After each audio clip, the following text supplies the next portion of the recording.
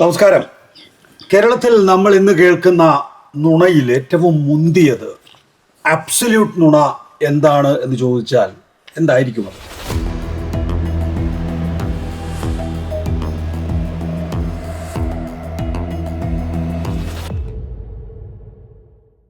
സർക്കാർ ആശുപത്രിയിൽ മുഴുവൻ ചികിത്സാ പിഴവും സ്വകാര്യ ആശുപത്രിയിൽ അതില്ല എന്നുമുള്ള മാധ്യമ നാട്യം. റിസർച്ച് ടോപ്പിക്ക് ചർച്ച ചെയ്യുന്നു. കെ ശൈലജ ടീച്ചർ, CPIM കേന്ദ്ര കമ്മിറ്റി അംഗം, KG ജേക്കബ് ഡെക്കാൻ ക്രോണിക്കൽ, ഒപ്പം തന്നെ ഡോക്ടർ ജോ ജോസഫ്, കാർഡിയോളജിസ്റ്റ് ലിസി. ആരോഗ്യ രംഗം ആടി ഉലയുകയാണ് സർ എന്നാണ് ഇന്ന് മാതൃഭൂമി പത്രത്തിൻ്റെ ഹെഡ്ലൈൻ. അതിലേക്ക് വരാം. അതിനു മുമ്പ് വീണ ജോർജ് ആരോഗ്യമന്ത്രി പറയുന്നത് സ്വകാര്യ ആഗോള കുത്തകകളെ സംരക്ഷിക്കാനുള്ള നീക്കമാണ് മാധ്യമങ്ങൾ നടത്തുന്നത് എന്നാണ്. പ്രൈവറ്റ് ആശുപത്രികളിൽ വളരെ നല്ലതാണ് എന്ന് വരുത്തി തീർക്കുകയും പ്രൈവറ്റ് ആശുപത്രിയിലാണെങ്കിലും ഗവൺമെന്റ് സംവിധാനങ്ങളിലാണെങ്കിലും ഞാൻ ഈ സ്വകാര്യ ആശുപത്രിയിലെ സംഭവം ചൂണ്ടിക്കാണിച്ചത് അവിടെ ഒരാളെയും ഞാൻ കണ്ടില്ലല്ലോ. അവിടെ ആംബുലൻസ് അയച്ചവരെയും കണ്ടില്ല, അവിടെ പ്രതികരിച്ചവരെയും കണ്ടില്ല, അവിടെ യൂത്ത് കോൺഗ്രസിനെ കണ്ടില്ല. അവിടെ ഒരു തരത്തിലുള്ള, അതായത് സർക്കാർ സംവിധാനങ്ങൾ അപ്പാടെ തകർച്ചയിലാണെന്ന് വരുത്തി തീർത്ത് കേരളത്തിലെ സ്വകാര്യ കുത്തകകളെ, കേരളത്തിലേക്ക് വന്ന് ഇൻവെസ്റ്റ് ചെയ്തിരിക്കുന്ന കുത്തകകളെ സഹായിക്കുന്നതിന് വേണ്ടിയിട്ടുള്ള, ആരോഗ്യ മേഖലയിൽ ഇൻവെസ്റ്റ് ചെയ്തിരിക്കുന്ന കുത്തകകളെ സഹായിക്കുന്നതിന് വേണ്ടിയിട്ടുള്ള നിലപാടാണ് VD സതീശനും കൂട്ടരും എടുത്തിരിക്കുന്നത് എന്നുള്ളത് വളരെ കൃത്യമായിട്ടുള്ളൊരു കാര്യമാണ്. ശ്രീമതി ശൈലജ ടീച്ചർ, നോക്കൂ, യഥാർത്ഥത്തിൽ നമ്മുടെ ആശുപത്രികളിൽ, സർക്കാർ ആശുപത്രികളിൽ 11.29 കോടി ആളുകളാണ് ചികിത്സക്കായി എത്തുന്നത്. ചികിത്സാ പിഴവ് പരാതിയായി 27 അതിൽ 26 മെഡിക്കൽ കോളേജുമായി ബന്ധപ്പെട്ടിട്ടുള്ളതാണ് എന്നും കണക്കുകളുണ്ട്. കേരളത്തിലേത് 5% ആവറേജ് പരാതി. ഇതിൽ തന്നെ ഉയർന്ന പരാതികളിൽ 92.34% പരാതികളും സ്വകാര്യ ആശുപത്രികളുമായി ബന്ധപ്പെട്ടവയാണ്. സർക്കാർ ആശുപത്രികളിൽ വെറും 7.36% മാത്രം. അപ്പോൾ ഞാനും ജേക്കബും ഒക്കെ ഭാഗമായിട്ടുള്ള മാധ്യമങ്ങളിൽ പക്ഷേ നമ്മൾ ഈ 92.34% പരാതികളെ കുറിച്ച് ഒന്നും കേൾക്കുന്നില്ല. 7.36% പരാതികളാണ് കേൾക്കുന്നത്. പിന്നെ നമുക്ക് ഈ സ്വകാര്യ നിക്ഷേപത്തിൻ്റെ കണക്കുകളുണ്ട്. ആഗോള നിക്ഷേപ കമ്പനികൾ KKRും അതുപോലെ ബ്ലാക്ക് സ്റ്റോണും അതുപോലെ TPG ഗ്രോത്തും ഒക്കെ തന്നെയും വലിയ തോതിൽ നിക്ഷേപം നടത്തിയിരിക്കുന്നു. നമ്മളിപ്പോൾ ChatGPTയോടൊക്കെ ചോദിച്ചാൽ 6000 കോടിയുടെ നിക്ഷേപമാണ് വളരെ കുറഞ്ഞ മാസങ്ങൾക്കുള്ളിലോ വർഷങ്ങൾക്കുള്ളിലോ വന്നിട്ടുള്ളത് എന്നുള്ളതാണ്. ഇതിനകത്ത് ഈ പറയുന്ന TPG ആണെങ്കിലും ബ്ലാക്ക് സ്റ്റോൺ ആണെങ്കിലും KKR ആണെങ്കിലും അടിസ്ഥാനപരമായി ഹോസ്പിറ്റൽ നടത്തുന്നവരല്ല. ഇവർ വിവിധ മേഖലകളിൽ, അതായത് റിയൽ എസ്റ്റേറ്റ് അടക്കമുള്ള വിവിധ മേഖലകളിൽ നിക്ഷേപം നടത്തി അതിൽ നിന്നുള്ള ലാഭം, അത്രയധികം വലിയ തോതിൽ ലാഭം കിട്ടുന്ന മേഖലയായിട്ട് കേരളത്തിലെ ആരോഗ്യരംഗം മാറിയിരിക്കുന്നു എന്നുള്ളതാണ്. ഞാൻ തന്നെ എല്ലാം പറയുന്നില്ല, പക്ഷേ എൻ്റെ ഉള്ളിൽ കുറേയധികം ആശങ്കകളുണ്ട് ഇതുമായി ബന്ധപ്പെട്ട്. ശൈല ടീച്ചർ, വളരെയേറെ ആശങ്കയുണ്ടാക്കുന്ന ഒരു കാര്യമാണത്. കേരളത്തിൽ ഈ KKRും അതുപോലെ ബ്ലാക്ക് സ്റ്റോൺ അടക്കമുള്ള കുത്തക കോർപ്പറേറ്റ് കമ്പനികൾ കേരളത്തിൻ്റെ ആരോഗ്യ മേഖലയെ വിഴുങ്ങുകയാണ് എന്നുള്ളതാണ്. പതിയെ നേരത്തെ കുറേശ്ശെ ഉണ്ടാവാം, പക്ഷേ അടുത്ത കാലത്താണ് ഭയാനകമായ തോതിൽ ഈ ഇൻവെസ്റ്റ്മെൻറ്റ് വിലക്ക് വാങ്ങൽ നടന്നിട്ടുള്ളത്. ഇതുണ്ടാക്കുന്ന അപകടം ചെറുതല്ല. ഇപ്പോൾ കേരളത്തിൻ്റെ ആരോഗ്യ സംവിധാനത്തിൻ്റെ ഒരു പ്രത്യേകതയുണ്ട്. അതിലേറ്റവും പ്രധാനം പബ്ലിക് ഹെൽത്ത് സിസ്റ്റമാണ് മുൻകൈയിലുള്ളത്. മേൽക്കോയ്മ പബ്ലിക് ഹെൽത്ത് സിസ്റ്റത്തിനാണ്. ഇപ്പോൾ വലിയ സ്വകാര്യ ആശുപത്രികളൊക്കെ ഉണ്ട് കേരളത്തിൽ. പക്ഷേ കോവിഡ് കാലത്ത് നമ്മൾ നന്നായിട്ട് മനസ്സിലാക്കിയിട്ടുള്ളതാണ്, പ്രൈമറി മുതൽ സെക്കൻഡറിയിലും ടേർഷ്യറിയിലും അതുപോലെ മെഡിക്കൽ കോളേജും നമുക്ക് പരന്നു കിടക്കുന്ന ആരോഗ്യ സംവിധാനങ്ങൾ കുറേ വർഷക്കാലമായിട്ട് നാം നടത്തിയ പരിശ്രമത്തിൻ്റെ ഭാഗമായിട്ടുണ്ടായതാണ്. അത്രയും വിപുലമായ പബ്ലിക് ഹെൽത്ത് സിസ്റ്റം ഇല്ലാത്തതിൻ്റെ ദോഷം മറ്റ് ജില്ലകൾ മറ്റ് സംസ്ഥാനങ്ങൾ അനുഭവിച്ചിട്ടുണ്ട്. അതിൻ്റെ ഏറ്റവും നല്ലൊരു ഉദാഹരണമായിരുന്നു കോവിഡ് കാലത്ത് തന്നെ മഹാരാഷ്ട്രയിലെ ആരോഗ്യമന്ത്രി രാജേഷ് തോപ്പെ വിളിച്ചിരുന്നു. അദ്ദേഹം പറഞ്ഞു, ഞങ്ങളാകെ ബുദ്ധിമുട്ടിലാണ്, ഇവിടെ പ്രൈവറ്റാണ് കൂടുതൽ, പബ്ലിക് ഹെൽത്ത് സിസ്റ്റം കുറവാണ്. അപ്പോൾ ഈ പ്രൈവറ്റുകാർ ഞങ്ങൾ പറഞ്ഞിട്ടൊന്നും കേൾക്കുന്നില്ല. എങ്ങനെയാണ് പ്രൈവറ്റുകാരെ കൂടി നിങ്ങൾ സഹകരിപ്പിക്കുന്നത്? ഇവിടെ ഈ വലിയ കച്ചവടം നടക്കുന്നതിന് മുമ്പ് കേരളത്തിലെ പ്രൈവറ്റ് ഹെൽത്ത് സിസ്റ്റം, സ്വകാര്യ മേഖല, അതിന് കുറേ ദോഷവശങ്ങളുണ്ട്. പക്ഷെ അങ്ങനെ ഉണ്ടെങ്കിലും അതിൻ്റെ മാനേജ്മെൻറ്റ് നമുക്ക് ചില സന്നിഗ്ധ ഘട്ടങ്ങളിൽ അവരെ സഹകരിപ്പിക്കാൻ കഴിഞ്ഞിരുന്നു എന്നുള്ളത് വസ്തുതയാണ്. അതിൻ്റെ എല്ലാ തരത്തിലുള്ള വലിയ ഫീസും കാര്യങ്ങളും ജനങ്ങളെ കൊള്ളയടിക്കുന്നു എന്നുള്ളതെല്ലാം ഉണ്ട്. അത് മാറ്റി നിർത്തിയാൽ നമുക്കവരെ സഹകരിപ്പിക്കാൻ കഴിയുന്നത് എന്തുകൊണ്ടാണ്? ഇവിടെ പ്രോമിനൻ്റായി നിൽക്കുന്നത് പബ്ലിക് ഹെൽത്ത് സിസ്റ്റമാണ്, ഗവൺമെൻറ് മേഖലയാണ്. അതുകൊണ്ട് തന്നെ ഇവരെയും കൂടി സഹകരിപ്പിക്കാൻ നമുക്ക് സാധിച്ചിരുന്നു. അങ്ങനെയാണ് വലിയ പാൻഡമിക്കും അതുപോലുള്ള വലിയ പ്രശ്നങ്ങൾ നമ്മൾ ക്രൈസിസ് നേരിട്ടിരുന്നത്. എന്നാൽ ഇപ്പോൾ അത് മാറുകയാണ്. ചില വൻകിട വിദേശ കോർപ്പറേറ്റുകൾ ഈ ഹോസ്പിറ്റലുകൾ, ഇപ്പോൾ കിംസ്, മിംസ് തുടങ്ങിയിട്ടുള്ള ബേബി മെമ്മോറിയൽ, കണ്ണൂർ ബേബി മെമ്മോറിയലൊക്കെ നമുക്കവിടെ സേ ഇല്ലാതാവുകയാണ്. അത് അവരുടെ സ്വന്തമായിട്ടുള്ള നിയന്ത്രണത്തിൽ വരുന്നു. ഇനി ഞാൻ പറയുന്നത്, അത്തരം ഹോസ്പിറ്റലിൽ ഒരു സാധാരണക്കാരന് ഡയറക്റ്റായിട്ട് കയറി ചെല്ലാൻ പറ്റില്ല. പോട്ടെ, ഇടത്തരക്കാരനും പറ്റില്ല. അതൊക്കെ ഒരു ഇൻഷുറൻസ് ബേസ്ഡ് ആയിട്ടുള്ള സെലക്റ്റഡ് ആയിട്ടുള്ള ഒരു വിഭാഗത്തെ മാത്രം കണ്ടുകൊണ്ട് അവരിൽ നിന്ന് വലിയ പൈസ വാങ്ങി ലാഭം ഉണ്ടാക്കുന്ന സംവിധാനമാണ് വരുന്നത്. എന്നാൽ ഇന്ന് കേരളത്തിലെ ഗവൺമെൻറ് ഹോസ്പിറ്റലിലും സാധാരണ സ്വകാര്യ ഹോസ്പിറ്റലിലും വളരെ പെട്ടെന്ന് ഓടിക്കയറാം ഒരു അത്യാഹിതം വരുമ്പോൾ. അവിടുത്തെ ചികിത്സാ ചെലവിൻ്റെ വർധനവൊക്കെ ഉണ്ട്. അത് നമ്മളിപ്പോൾ ക്ലിനിക്കൽ എസ്റ്റാബ്ലിഷ്മെൻറ്റ് ബില്ലെല്ലാം കൊണ്ടുവന്നിട്ട് അതിനെ നമുക്കൊന്ന് നിയന്ത്രിച്ച് നിർത്താനുള്ള പരിശ്രമമാണ് നമ്മൾ നടത്തിയത്. പക്ഷെ അതേ അല്ല സംഭവിക്കുന്നത്. ഈ വൻകിട കച്ചവടം മറിച്ചു വെക്കാനാണ് ഗവൺമെൻറ് മേഖലയെ തകർക്കുന്നതിനുള്ള ഇപ്പോഴത്തെ ഈ കോലാഹലം.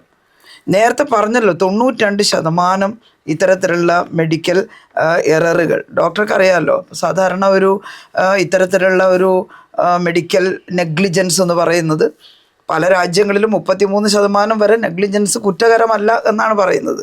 അമേരിക്ക പോലുള്ള വലിയ രാജ്യങ്ങളിലടക്കം. നമ്മളതൊക്കെ വിടാം. നമുക്കൊരു 1% നെഗ്ലിജൻസ് പോലും കുറ്റകരമാണെന്ന് പറയാം. നമ്മുടെ ഒരു സമാധാനത്തിനും അതുപോലെ അതാണ് ശരിയെന്ന് നമുക്ക് വാദിക്കാം. പക്ഷേ ഈ നെഗ്ലിജൻസ് 92% ഉണ്ടാകുന്നത് സ്വകാര്യ മേഖലയിലാണ്. അതൊരാളും ശ്രദ്ധിക്കുന്നില്ല എന്നുള്ളതാണ്. മുൻപ് ഒരു കേസ് ഉണ്ടായിരുന്നു. ഒരു പേഷ്യൻറ്റിനെ ആംബുലൻസിൽ നിരവധി സ്വകാര്യ ഹോസ്പിറ്റലിൽ കൊണ്ടുപോയി. എന്നിട്ട് ഏറ്റവും അവസാനം തിരുവനന്തപുരം മെഡിക്കൽ കൊണ്ടുവന്നു. അപ്പോഴേക്കും അദ്ദേഹം മൃതപ്രായനായിട്ട് മാറിയിരുന്നു. പക്ഷേ ആ കൊണ്ടുപോയ ഒരു സ്വകാര്യ ഹോസ്പിറ്റലിൻ്റെ പേരും ഈ മീഡിയ ചർച്ച ചെയ്തില്ല. ചർച്ച ചെയ്തത് മുഴുവൻ തിരുവനന്തപുരം മെഡിക്കൽ കോളേജിൽ എന്തോ അശ്രദ്ധയുണ്ടായി. അവിടെ എത്തുമ്പോഴേക്കും ഏകദേശം അദ്ദേഹത്തിൻ്റെ പ്രാണൻ പോയിരുന്നു എന്നുള്ളതാണ്. അപ്പോൾ ഇത് പെരുപ്പിച്ച് കാണിച്ച് ജനങ്ങളുടെ ഇടയിൽ ഈ ഗവൺമെൻറ് സംവിധാനം ഒന്നിനും കൊള്ളില്ല എന്ന് വരുത്തിയിട്ട്, അത് ബഹുമാനിയായിട്ടുള്ള മന്ത്രി പറഞ്ഞത് അക്ഷരാർത്ഥത്തിൽ ശരിയാണ്. ഗവൺമെൻറ് സംവിധാനത്തെ നശിപ്പിക്കാൻ നോക്കൂ. ഈ ഗവൺമെൻറ് സംവിധാനത്തെ ലോകം മുഴുവൻ പുകഴ്ത്തിയത് എന്തിനാ? കേരളത്തിലെ പബ്ലിക് ഹെൽത്ത് സിസ്റ്റത്തെ. കോവിഡ് വന്നപ്പോൾ ഈ ഗവൺമെൻറ് സംവിധാനം ഉള്ളത് കൊണ്ടാണ് ഇത്ര വികേന്ദ്രീകൃതമായി നമുക്ക് കാര്യങ്ങൾ ചെയ്യാൻ കഴിഞ്ഞത്. ഞാൻ ചിലപ്പോൾ പറയുമ്പോൾ എന്നെ പരിഹസിച്ച് പറയായിരുന്നു, അമേരിക്കയിൽ നിന്ന് ആരും വിളിച്ചില്ലേ എന്നൊക്കെ ചോദിച്ചിട്ട്. വിളിച്ചിരുന്നു. കാരണം നേരിട്ട് ഒരു ധനിക കുടുംബത്തിന് പോലും താഴെയുള്ളൊരു പ്രൈമറി ഹോസ്പിറ്റലിൽ പോകാൻ പറ്റുന്നില്ല.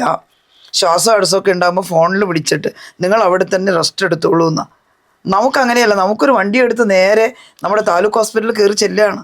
അവിടെ പരിശോധിക്കുകയാണ്, അവരെ റെസ്റ്റേറ്റ് ചെയ്യുകയാണ്, അവർക്ക് ഓക്സിജൻ ഇല്ലെങ്കിൽ ഓക്സിജൻ കൊടുക്കുകയാണ്.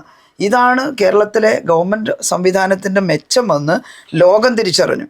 പല ഇൻ്റർനാഷണൽ ആയിട്ടുള്ള ഡിസ്കഷനുകളിലും എന്നോട് തന്നെ പലരും നേരിട്ട് പറഞ്ഞു, ഇതാണ് വേണ്ടത്, പബ്ലിക് ഹെൽത്തിൽ ഇൻവെസ്റ്റ് ചെയ്യുക. ഇന്നുള്ള ലോകത്തിന് രക്ഷപ്പെടാനുള്ള ഒരേ ഒരു മാർഗം ഈ പബ്ലിക് ഹെൽത്തിൽ ഗവൺമെൻറ് സംവിധാനത്തിൽ ഇൻവെസ്റ്റ് ചെയ്യുക. നമ്മളതിന് ശ്രമിച്ചുകൊണ്ടിരിക്കുന്നു.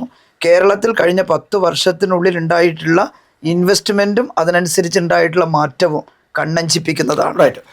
ഞാൻ ഡോക്ടർ ജോ ജോസഫിലേക്ക് വരാം. അതിനു മുമ്പ് ശ്രീ KJ ജേക്കബ്, നോക്കൂ, ഇതൊരു നിയമസഭാ തെരഞ്ഞെടുപ്പിന് തൊട്ട് മുമ്പുള്ള വിഷയം എന്നുള്ള നിലയിലാണോ മാധ്യമങ്ങൾ ഇത് കൈകാര്യം ചെയ്യുന്നത്, അതോ കേരളത്തിലെ പൊതു ആരോഗ്യ രംഗം തകർക്കുക എന്നുള്ള ഈ വൻകിട കുത്തക കമ്പനികളുടെ അജണ്ട നിർവഹിക്കുകയാണോ മാധ്യമങ്ങൾ ചെയ്യുന്നത്? 1.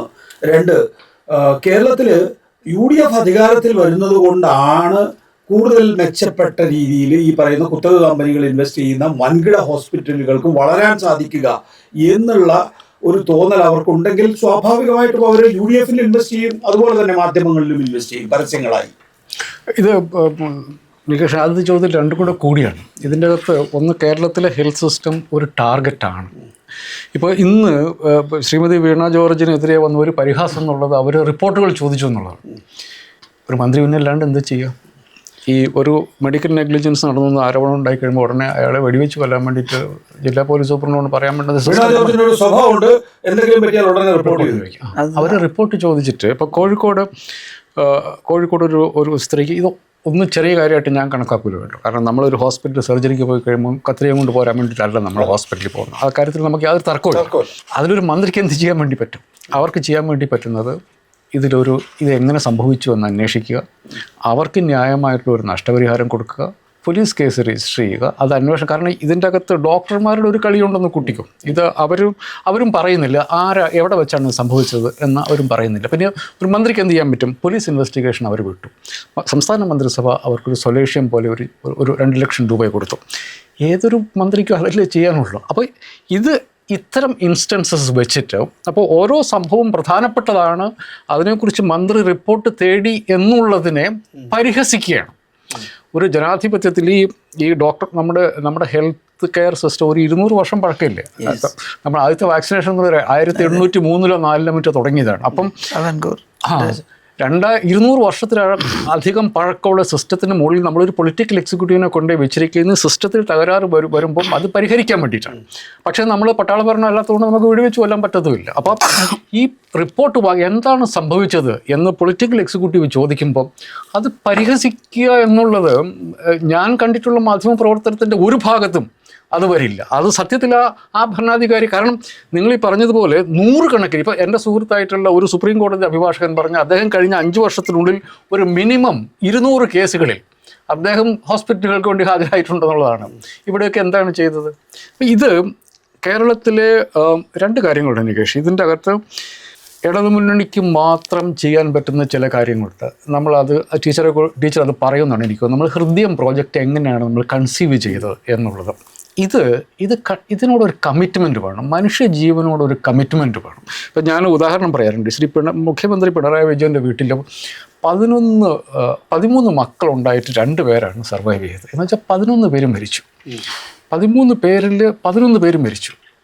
ഇന്ന് കേരളത്തിൽ 1000 കുട്ടികൾ ജനിക്കുമ്പോൾ 5 പേരാണ് മരിക്കുന്നത്. നമ്മൾ ഇവിടെ ഇങ്ങനെ എത്തിച്ചേർന്നത് നമ്മൾ പബ്ലിക് ഹെൽത്തിൽ നടത്തിയ വലിയ ഇൻവെസ്റ്റ്മെൻറ്റിൻ്റെ ഭാഗമാണ്. നമ്മൾ 5 എന്ന് പറയുന്നത് യുണൈറ്റഡ് സ്റ്റേറ്റ്സിലുള്ള നമ്പറാണ്. 5.7 യുണൈറ്റഡ് സ്റ്റേറ്റ്സിൽ നമ്മൾ അവിടെ എത്തി. ഇതെങ്ങനെ സംഭവിക്കുന്നു? ഇത് ഈ സിസ്റ്റം റോബസ്റ്റാണ്. അപ്പോൾ അതിൻ്റെ ഇടയ്ക്ക് പിഴവുകൾ നടക്കാൻ വേണ്ടി പാടില്ല. പിഴവുകൾ ഉണ്ടായാലും അതിൻ്റെ കുറ്റക്കാരെ കണ്ടുപിടിക്കണം, അത് ഐഡന്റിഫൈ ചെയ്യണം. ഇത് വലിയ അപരാധമാണ് ചെയ്തത്. തർക്കം ഉണ്ടാവില്ല അല്ലേ ടീച്ചറെ? അല്ലേ, ഒരു നമ്മുടെ വയറ്റിനുള്ളിൽ ഒരു സാമഗ്രി, ശസ്ത്രക്രിയാ സാമഗ്രി വെക്കുക, എന്നിട്ട് അതിന്റെ മേലധ്യക്ഷ പറയുക ഇത് 50 വർഷം കിടന്നാലും ഒരു കുഴപ്പമില്ല. മെഡിക്കലി ചിലപ്പോൾ ഒരു വാലിഡ് ആയിട്ടുള്ള ആർഗ്യുമെന്റ് ആയിരിക്കും. പക്ഷെ ഒരു പൊളിറ്റിക്കൽ എക്സിക്യൂട്ടീവിനെ സംബന്ധിച്ചിടത്തോളം ഇതേ ചെയ്യാനുള്ളൂ. അവരെ സംബന്ധിച്ച് വസ്തുത എന്താണെന്ന് അറിഞ്ഞിട്ട് അതിന്റെ പുറത്ത് തീരുമാനം എടുക്കാൻ വേണ്ടിയിട്ടാണ് അവരവിടെ വെച്ചിരിക്കുന്നത്. അത് ചെയ്തത് പരിഹസിക്കാൻ വേണ്ടി ചെയ്യുകയാണ്. അപ്പോൾ ഇതിനകത്ത് ഒരു കാര്യം കൂടി, രണ്ടാമത്തെ കാര്യം എനിക്ക് തോന്നുന്നത്, ഈ കഴിഞ്ഞ 10 വർഷത്തിനുള്ളിൽ നമ്മൾ ഹെൽത്ത് കെയർ ഇൻഫ്രാസ്ട്രക്ചർ, നിങ്ങളിപ്പോൾ പറഞ്ഞാൽ 6000 കോടി എന്ന് പറയാം, നമ്മൾ ഒക്കെ പ്രൈവറ്റ്, അതിൽ കൂടുതൽ പണം സംസ്ഥാന സർക്കാർ ഇൻവെസ്റ്റ് ചെയ്തിട്ടുണ്ട്. നമ്മൾ വലിയ ആശുപത്രികൾ പണിതിട്ടുണ്ട്. ഇപ്പോൾ കൊച്ചിയിൽ ഞാൻ ക്യാൻസർ സെൻ്ററിൻ്റെ അടുത്താണ് ഞാൻ താമസിക്കുന്നത്. 450 കോടിയോളം മുടക്കുണ്ട്. ഈ ഒരു ഫേസിൽ നമ്മൾ വലിയ ഇൻഫ്രാസ്ട്രക്ചർ ഉണ്ടാക്കിയിട്ടുണ്ട്. ഒരു സർക്കാർ കൂടി വരികയാണെങ്കിൽ നമ്മൾ ഇപ്പോൾ എനിക്കൊന്ന് കൂടുതൽ ഡോക്ടർമാരെ കൂടി നിയമിക്കുകയാണ് എങ്കിൽ നമ്മൾ കാണുന്ന ലോകത്തിലെ best public health care system അവിടെയാണ് കെ ജേക്കബ് ഞാൻ ചോദിച്ചത്. അതായത് UDF അധികാരത്തിൽ വരിക എന്ന ലക്ഷ്യം ഈ അവസാന ഘട്ടത്തിൽ ഈ മരുന്നുകൾ ഈ പറയുന്ന ആഗോള കമ്പനികൾക്കുണ്ടോ? താങ്കൾക്ക് നേരിട്ട് പറയാൻ കഴിയില്ലെങ്കിൽ അല്ല, അത് നമ്മളത് ആലോചിച്ചാൽ മതി. എന്തുകൊണ്ട് ഇത്രയധികം എതിർപ്പ് വരുന്നു? ഇപ്പം നമ്മൾ നമ്മൾ ഹാർഡ്വെയർ വാങ്ങിക്കഴിഞ്ഞിരിക്കും, നമുക്കിനി സോഫ്റ്റ്വെയറാണ് വേണ്ടത്. നമ്മൾ ഇനി ഡോക്ടർമാരെ നിയമിക്കണം, എക്യുപ്മെൻറ്റ് മേടിക്കണം, കെട്ടിടങ്ങൾ, വലിയ കെട്ടിടങ്ങൾ, ചോർന്ന് നിൽക്കുന്ന കെട്ടിടങ്ങൾ മാറ്റുമ്പോൾ വലിയ കെട്ടിടങ്ങൾ. പക്ഷേ നമ്മളിനി ഒരു സർക്കാർ കൂടി അവർ അത് ചെയ്യും. ഞാനതാ പറയും, ഹൃദയം പ്രോജക്റ്റ് എങ്ങനെ കൺസീവ് ചെയ്തു എന്നുള്ളത് ശൈലജ ടീച്ചർ പറയും. ഇത് ചെയ്യണമെന്നുണ്ടെങ്കിൽ നമ്മളൊരു കാര്യം കൂടെ ഓർക്കണം. ഇന്നാണ് ശ്രീമതി വീണ ജോർജ് പറയുന്നത് കോട്ടയം മെഡിക്കൽ കോളേജിലുണ്ടായിരുന്ന കെട്ടിടം UDFൻ്റെ സമയത്ത് പണിതാണ്. ഞാൻ ആ കോളേജിൽ പോയിട്ടുണ്ട്, മെഡിക്കൽ കോളേജ്. ഇത് കാണാൻ വേണ്ടി തന്നെ പോയി. 60 വർഷം പഴക്കമുള്ള ഡിസ്യൂസ് ആയിട്ടുള്ള ആ കെട്ടിടം ഇപ്പോഴും അവിടെ നിൽപ്പുണ്ട്. 12 വർഷം പഴക്കമുള്ള കെട്ടിടം ഇടിഞ്ഞു വീണു. ഇതാണ് UDF ഇതിൻ്റെ പുറത്തുള്ള കമ്മിറ്റ്മെൻറ്റ്. ഒരു ഇടതുപക്ഷ സർക്കാർ കൂടി വന്നാൽ ഈ ഇൻവെസ്റ്റ്മെൻറ്റൊക്കെ ബുദ്ധിമുട്ടിലാവും. അതിൻ്റെ റിഫ്ലക്ഷൻ ഈ ആരോഗ്യമന്ത്രിക്ക് നേരെയുള്ള ടാർഗറ്റഡ് ആയിട്ടുള്ള അറ്റാക്കിന് പുറകിലുണ്ട് എന്ന് സംശയിക്കാൻ എനിക്ക് യാതൊരു സംശയവും. വീണ ജോർജിനോട് വ്യക്തിപരമായി മാധ്യമങ്ങൾക്കൊരു വിദ്വേഷമുള്ളതുപോലെ തോന്നി. അതിലേക്ക് വരാം. താങ്കളടക്കം ഈ മാധ്യമ ലോകത്ത് ജീവിക്കുന്ന ആളാണല്ലോ. അസൂയ എത്ര കണ്ട് കണ്ണിൽ നിഴലിക്കുമെന്ന് നോക്കണം KJ ജേക്കബിന്റെ എന്നെ സംബന്ധിച്ചിടത്തോളം. ഏതായാലും നമുക്ക് വീണ ജോർജ് പറയുന്നത് കോട്ടയം മെഡിക്കൽ കോളേജിന്റെ കെട്ടിടം ഇടിഞ്ഞു വീണപ്പോൾ 2012 ആ കെട്ടിടം നിർമ്മിച്ചത്. മെഡിക്കൽ കോളേജിൽ അവിടെ കെട്ടിടം ഇടിഞ്ഞ് വീണപ്പോ എന്റെ വീടിന്റെ അവിടേക്ക് ശവപ്പെട്ടിയുമായിട്ട് യൂത്ത് കോൺഗ്രസ് വന്നു. അന്ന് വാസ്തവത്തിൽ വളരെ സാധുവായിട്ടുള്ള ഒരു വീട്ടമ്മ മരണപ്പെട്ട എനിക്ക് വളരെ വേദന ഉണ്ടാക്കിയ ഒരു സംഭവത്തിൽ ഞാൻ അന്ന് ഒന്നും വേണ്ടിയില്ല. ഈ 2010 ആ കെട്ടിടം 2012 ശിവകുമാറിന്റെ കാലത്ത് നിർമ്മിച്ച കെട്ടിടമാണ് ഇടിഞ്ഞു വീണത്. ആ ശിവകുമാറിന്റെ എതിരെയുള്ള പ്രതിഷേധം ഇവർ നടത്തിയോ? അന്ന് എന്റെ വീടിന് നേരെയും എനിക്ക് നേരെയും ആക്രമണമോ അതിക്രമവും നടത്താൻ ഇവർ ശ്രമിച്ചില്ലേ? അപ്പോ അവരുടെ ആരോഗ്യമന്ത്രി അന്നത്തെ ആരോഗ്യമന്ത്രിക്കെതിരെ ഇവർ ആക്രമണം നടത്തിയോ? അല്ലെങ്കിൽ ഇവര് റീത്ത് വെച്ചോ? ഇവർ ശവപ്പെട്ടിയുമായിട്ട് പോയോ? പക്ഷെ അത് ഇന്നാണ് പറയുന്നത് എന്ന് പറയുമ്പോൾ അന്ന് എന്തുകൊണ്ടത് പറഞ്ഞില്ല എന്നുള്ളത് ആരോഗ്യ മന്ത്രാലയം തന്നെ അത് വിശദീകരിക്കേണ്ടതാണ്. ഡോക്ടർ ലളിതാംബിക അവർ പറയുന്നത് 5 വർഷമല്ല 50 വർഷം കിടന്നാലും ഒരു കുഴപ്പമില്ല എന്നാണ്. സിസ്റ്റത്തിന് തകരാറുണ്ട്. ശസ്ത്രക്രിയ ഉപകരണങ്ങളുടെ പേരുകൾ ആദ്യം ബോർഡിൽ എഴുതണമെന്നാണ്. നോക്കാം, അതും കൂടെ കേട്ട് 5 അല്ല 50 വർഷം ജീവിച്ചാലും ഒന്നും സംഭവിക്കത്തില്ല. അത് യൂറിനറി സ്റ്റോണിന്റെ വേദനയാണ്. ഇതിപ്പം ഈ ഒരു സിംറ്റം വന്നുകൊണ്ട് കണ്ടുപിടിച്ചു. ഡോക്ടർ ജോ ജോസഫ്, അത് പറയാൻ പാടുണ്ടോ? തീർച്ചയായിട്ടും അത് വളരെ നിരുത്തരവാദിത്തപരമായ ഒരു സ്റ്റേറ്റ്മെന്റ് ആയി പോകുന്നത് യാതൊരു സംശയമില്ല. കാരണം വെച്ചാൽ ഒരു മെഡിക്കൽ നെഗ്ലിജൻസ് വന്നിട്ടുണ്ട് എന്ന് പ്രഥമദൃഷ്ട്യാ ബോധ്യമായിട്ടൊരു കേസാണ്. അങ്ങനെയുള്ളപ്പോൾ അത് എവിടെ സംഭവിച്ചു എന്ന് കൃത്യമായിട്ട് മനസ്സിലാക്കി അതിന് നടപടികൾ എടുക്കുകയാണ് വേണ്ടിയിരുന്നത്. ആ പ്രസ്താവന തീർച്ചയായിട്ടും മെഡിക്കൽ ഒരു ഡോക്ടറിന്റെ ഭാഗത്തു നിന്ന് ഒരിക്കലും പ്രതീക്ഷിക്കാവുന്നതല്ല. കാരണം എപ്പോഴും ജീവനെ സംരക്ഷിക്കാനായിട്ടാണ് ശ്രമിക്കുന്നവരാണ്, വേദന കുറയ്ക്കാനായിട്ട് ശ്രമിക്കുന്നവരാണ്. നിരന്തരം ഇതിന്റെ മൂലം ഒരു വേദനയുള്ള ഒരാളെ കൂടുതൽ വേദനിപ്പിക്കുന്ന ഒരു പ്രസ്താവനയായി പോയതിൽ യാതൊരു സംശയമില്ല. ഇതെങ്ങനെയാണ് സംഭവിക്കുന്നത്? ഈ WHO ഒക്കെ മാനദണ്ഡങ്ങൾ ഇപ്പോൾ താങ്കൾ ഒരു സി എന്ന പ്രൈവറ്റ് ഹോസ്പിറ്റലിൽ വർക്ക് ചെയ്യുന്ന ആളാണ്. പക്ഷേ ഈ WHO മാനദണ്ഡങ്ങളൊന്നും പാലിക്കാതെയാണോ സാധാരണഗതിയിൽ ഇത്തരം ഓപ്പറേഷൻസ് ഒക്കെ നടത്താറുള്ളത്? തീർച്ചയായിട്ടും ഇതിനകത്ത് ഈ ആർട്ടറി ഫോർസെപ്സ് അല്ലേ? അതെ, കാരണം വെച്ചാൽ ചില സ്പെഷ്യാലിറ്റീസ് കൂടുതലായിട്ട് വൾണറബിൾ ആയിട്ടുള്ള സ്പെഷ്യാലിറ്റീസ് ആണ്. പ്രത്യേകിച്ച് സർജിക്കൽ സ്പെഷ്യാലിറ്റീസ്. ഏതൊരു കണക്കുകൾ പരിശോധിക്കുകയാണെങ്കിലും ഏറ്റവും അധികം കൂടുതൽ സാധ്യതയുള്ളത് സർജിക്കൽ സ്പെഷ്യാലിറ്റീസ് ആണ്. പ്രത്യേകിച്ച് അബ്ഡോമിനൽ സർജറിയുമായിട്ട് ബന്ധപ്പെടുന്ന പ്രശ്നങ്ങൾ. ഒന്ന് ഗൈനക്കോളജി, ഗ്യാസ്ട്രോ എൻട്രോളജി. ഇവിടെയൊക്കെയാണ് ഇങ്ങനെയുള്ള സാധനങ്ങൾ, പ്രത്യേകിച്ച് ആർട്ടറി ഫോർസെപ്സ് അല്ലെങ്കിൽ ഗോസുകൾ, മോപ്സുകൾ ഒക്കെ നഷ്ടപ്പെടാനുള്ള സാധ്യതയുണ്ട്. അതിനകത്ത് സിസ്റ്റമാറ്റിക് ആയിട്ടുള്ള മാനേജ്മെൻറ്റ് പ്രോട്ടോകോൾസും ഉണ്ട്. അത് ചെയ്യുന്ന സർജൻ, അനസ്തേഷിച്ച്, സ്ക്രബ് നഴ്സ്, ഫ്ലോർ നഴ്സ് എല്ലാം കൃത്യമായി വെരിഫൈ ചെയ്ത് എല്ലാവരും ഒപ്പിട്ടിട്ടുള്ള ഒരു പ്രോട്ടോകോൾ സിസ്റ്റംസ് ഉണ്ട്. അവിടെ പല കാരണങ്ങളാൽ ഒരുപക്ഷെ ആ പ്രോട്ടോകോൾ പൂർണ്ണമായി പാലിക്കാൻ സാധിച്ചിട്ടുണ്ടാവില്ല. അതാണ് അവിടെ സംഭവിച്ചിരിക്കുന്നതും. അതുകൊണ്ട് ഇത് എങ്ങും നടക്കാത്തതായിട്ട് കരുതുകയേ വേണ്ട. മനസ്സിലായി? തീർച്ചയായിട്ടും വളരെ അപൂർവമായി നടക്കുന്നതുമാണ്.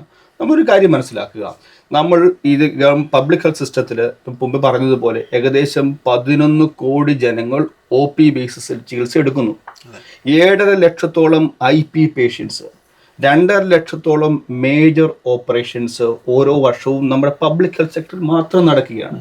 ആ സെക്ടർ നടക്കുന്നത് അങ്ങനെയുള്ളപ്പോൾ അപൂർവമായി ഉണ്ടാകുന്ന ഒരു ഇൻസിഡന്റിനെ പെരുപ്പിച്ച് കാണിക്കുന്നത് തീർച്ചയായിട്ടും രാഷ്ട്രീയ ലക്ഷ്യമുണ്ട് എന്നതിന് യാതൊരു സംശയവും. ലിസിയൊക്കെ അല്ലെങ്കിൽ താങ്കൾ എന്ന ഒരു കാർഡിയോളജിസ്റ്റ് തന്നെ ഹൃദയമാറ്റ ശസ്ത്രക്രിയയുടെ ഒക്കെ ഭാഗമായി ഇപ്പോഴും പ്രവർത്തിക്കുന്ന ആളാണ്. നോക്കൂ, ഇതിപ്പോൾ ജനറൽ ആശുപത്രികൾക്ക് ചെയ്യാൻ പറ്റും. എങ്ങനെയാണ്? നമ്മളെപ്പോഴും സിസ്റ്റത്തിൻ്റെ ഫെയിലിയറിനെ കുറിച്ച് പറയുമ്പോൾ തന്നെ അതേസമയം ഈ സിസ്റ്റം എത്രമാത്രം എഫിഷ്യൻ്റ് ആണ്, അതുപോലെ തന്നെ ഈ സിസ്റ്റം എത്രമാത്രം ഇൻക്ലൂസീവ് ആണെന്ന് ഞാൻ പറയും. കാരണം ജനറൽ ആശുപത്രിയിലാണ് ഒരു മാസം മുമ്പ് ദുർഗാകാമിയുടെ ഹൃദയമാറ്റ ശസ്ത്രക്രിയ.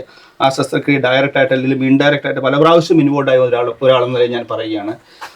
ആ പെൺകുട്ടിയെ 28 ദിവസത്തോളമാണ് എക്മോ എന്ന് പറയുന്ന ഒരു മെഷീനിൽ വെച്ചിരുന്നത്. 28. കാരണം ഹൃദയത്തിൻ്റെ വലിയ ട്യൂബുകൾ ആദ്യം സെൻട്രൽ എക്മോ എന്ന് ഉപയോഗിച്ചു. സെൻട്രൽ എക്മോ എന്ന് പറയുമ്പോൾ ഹൃദയം തുറന്ന് നെഞ്ചുകൂട് തുറന്നിട്ട് അത് ചില പൈപ്പുകളിൽ കൂടെ ഈ ഒരു മെഷീനോട് ഘടിപ്പിക്കുകയും അതിനുശേഷം അത് കുറച്ചുകൂടെ ബെറ്ററായി കഴിഞ്ഞപ്പോഴത്തേക്ക് പെരിഫറൽ എക്മോയോട് മാറ്റുകയും ചെയ്തു.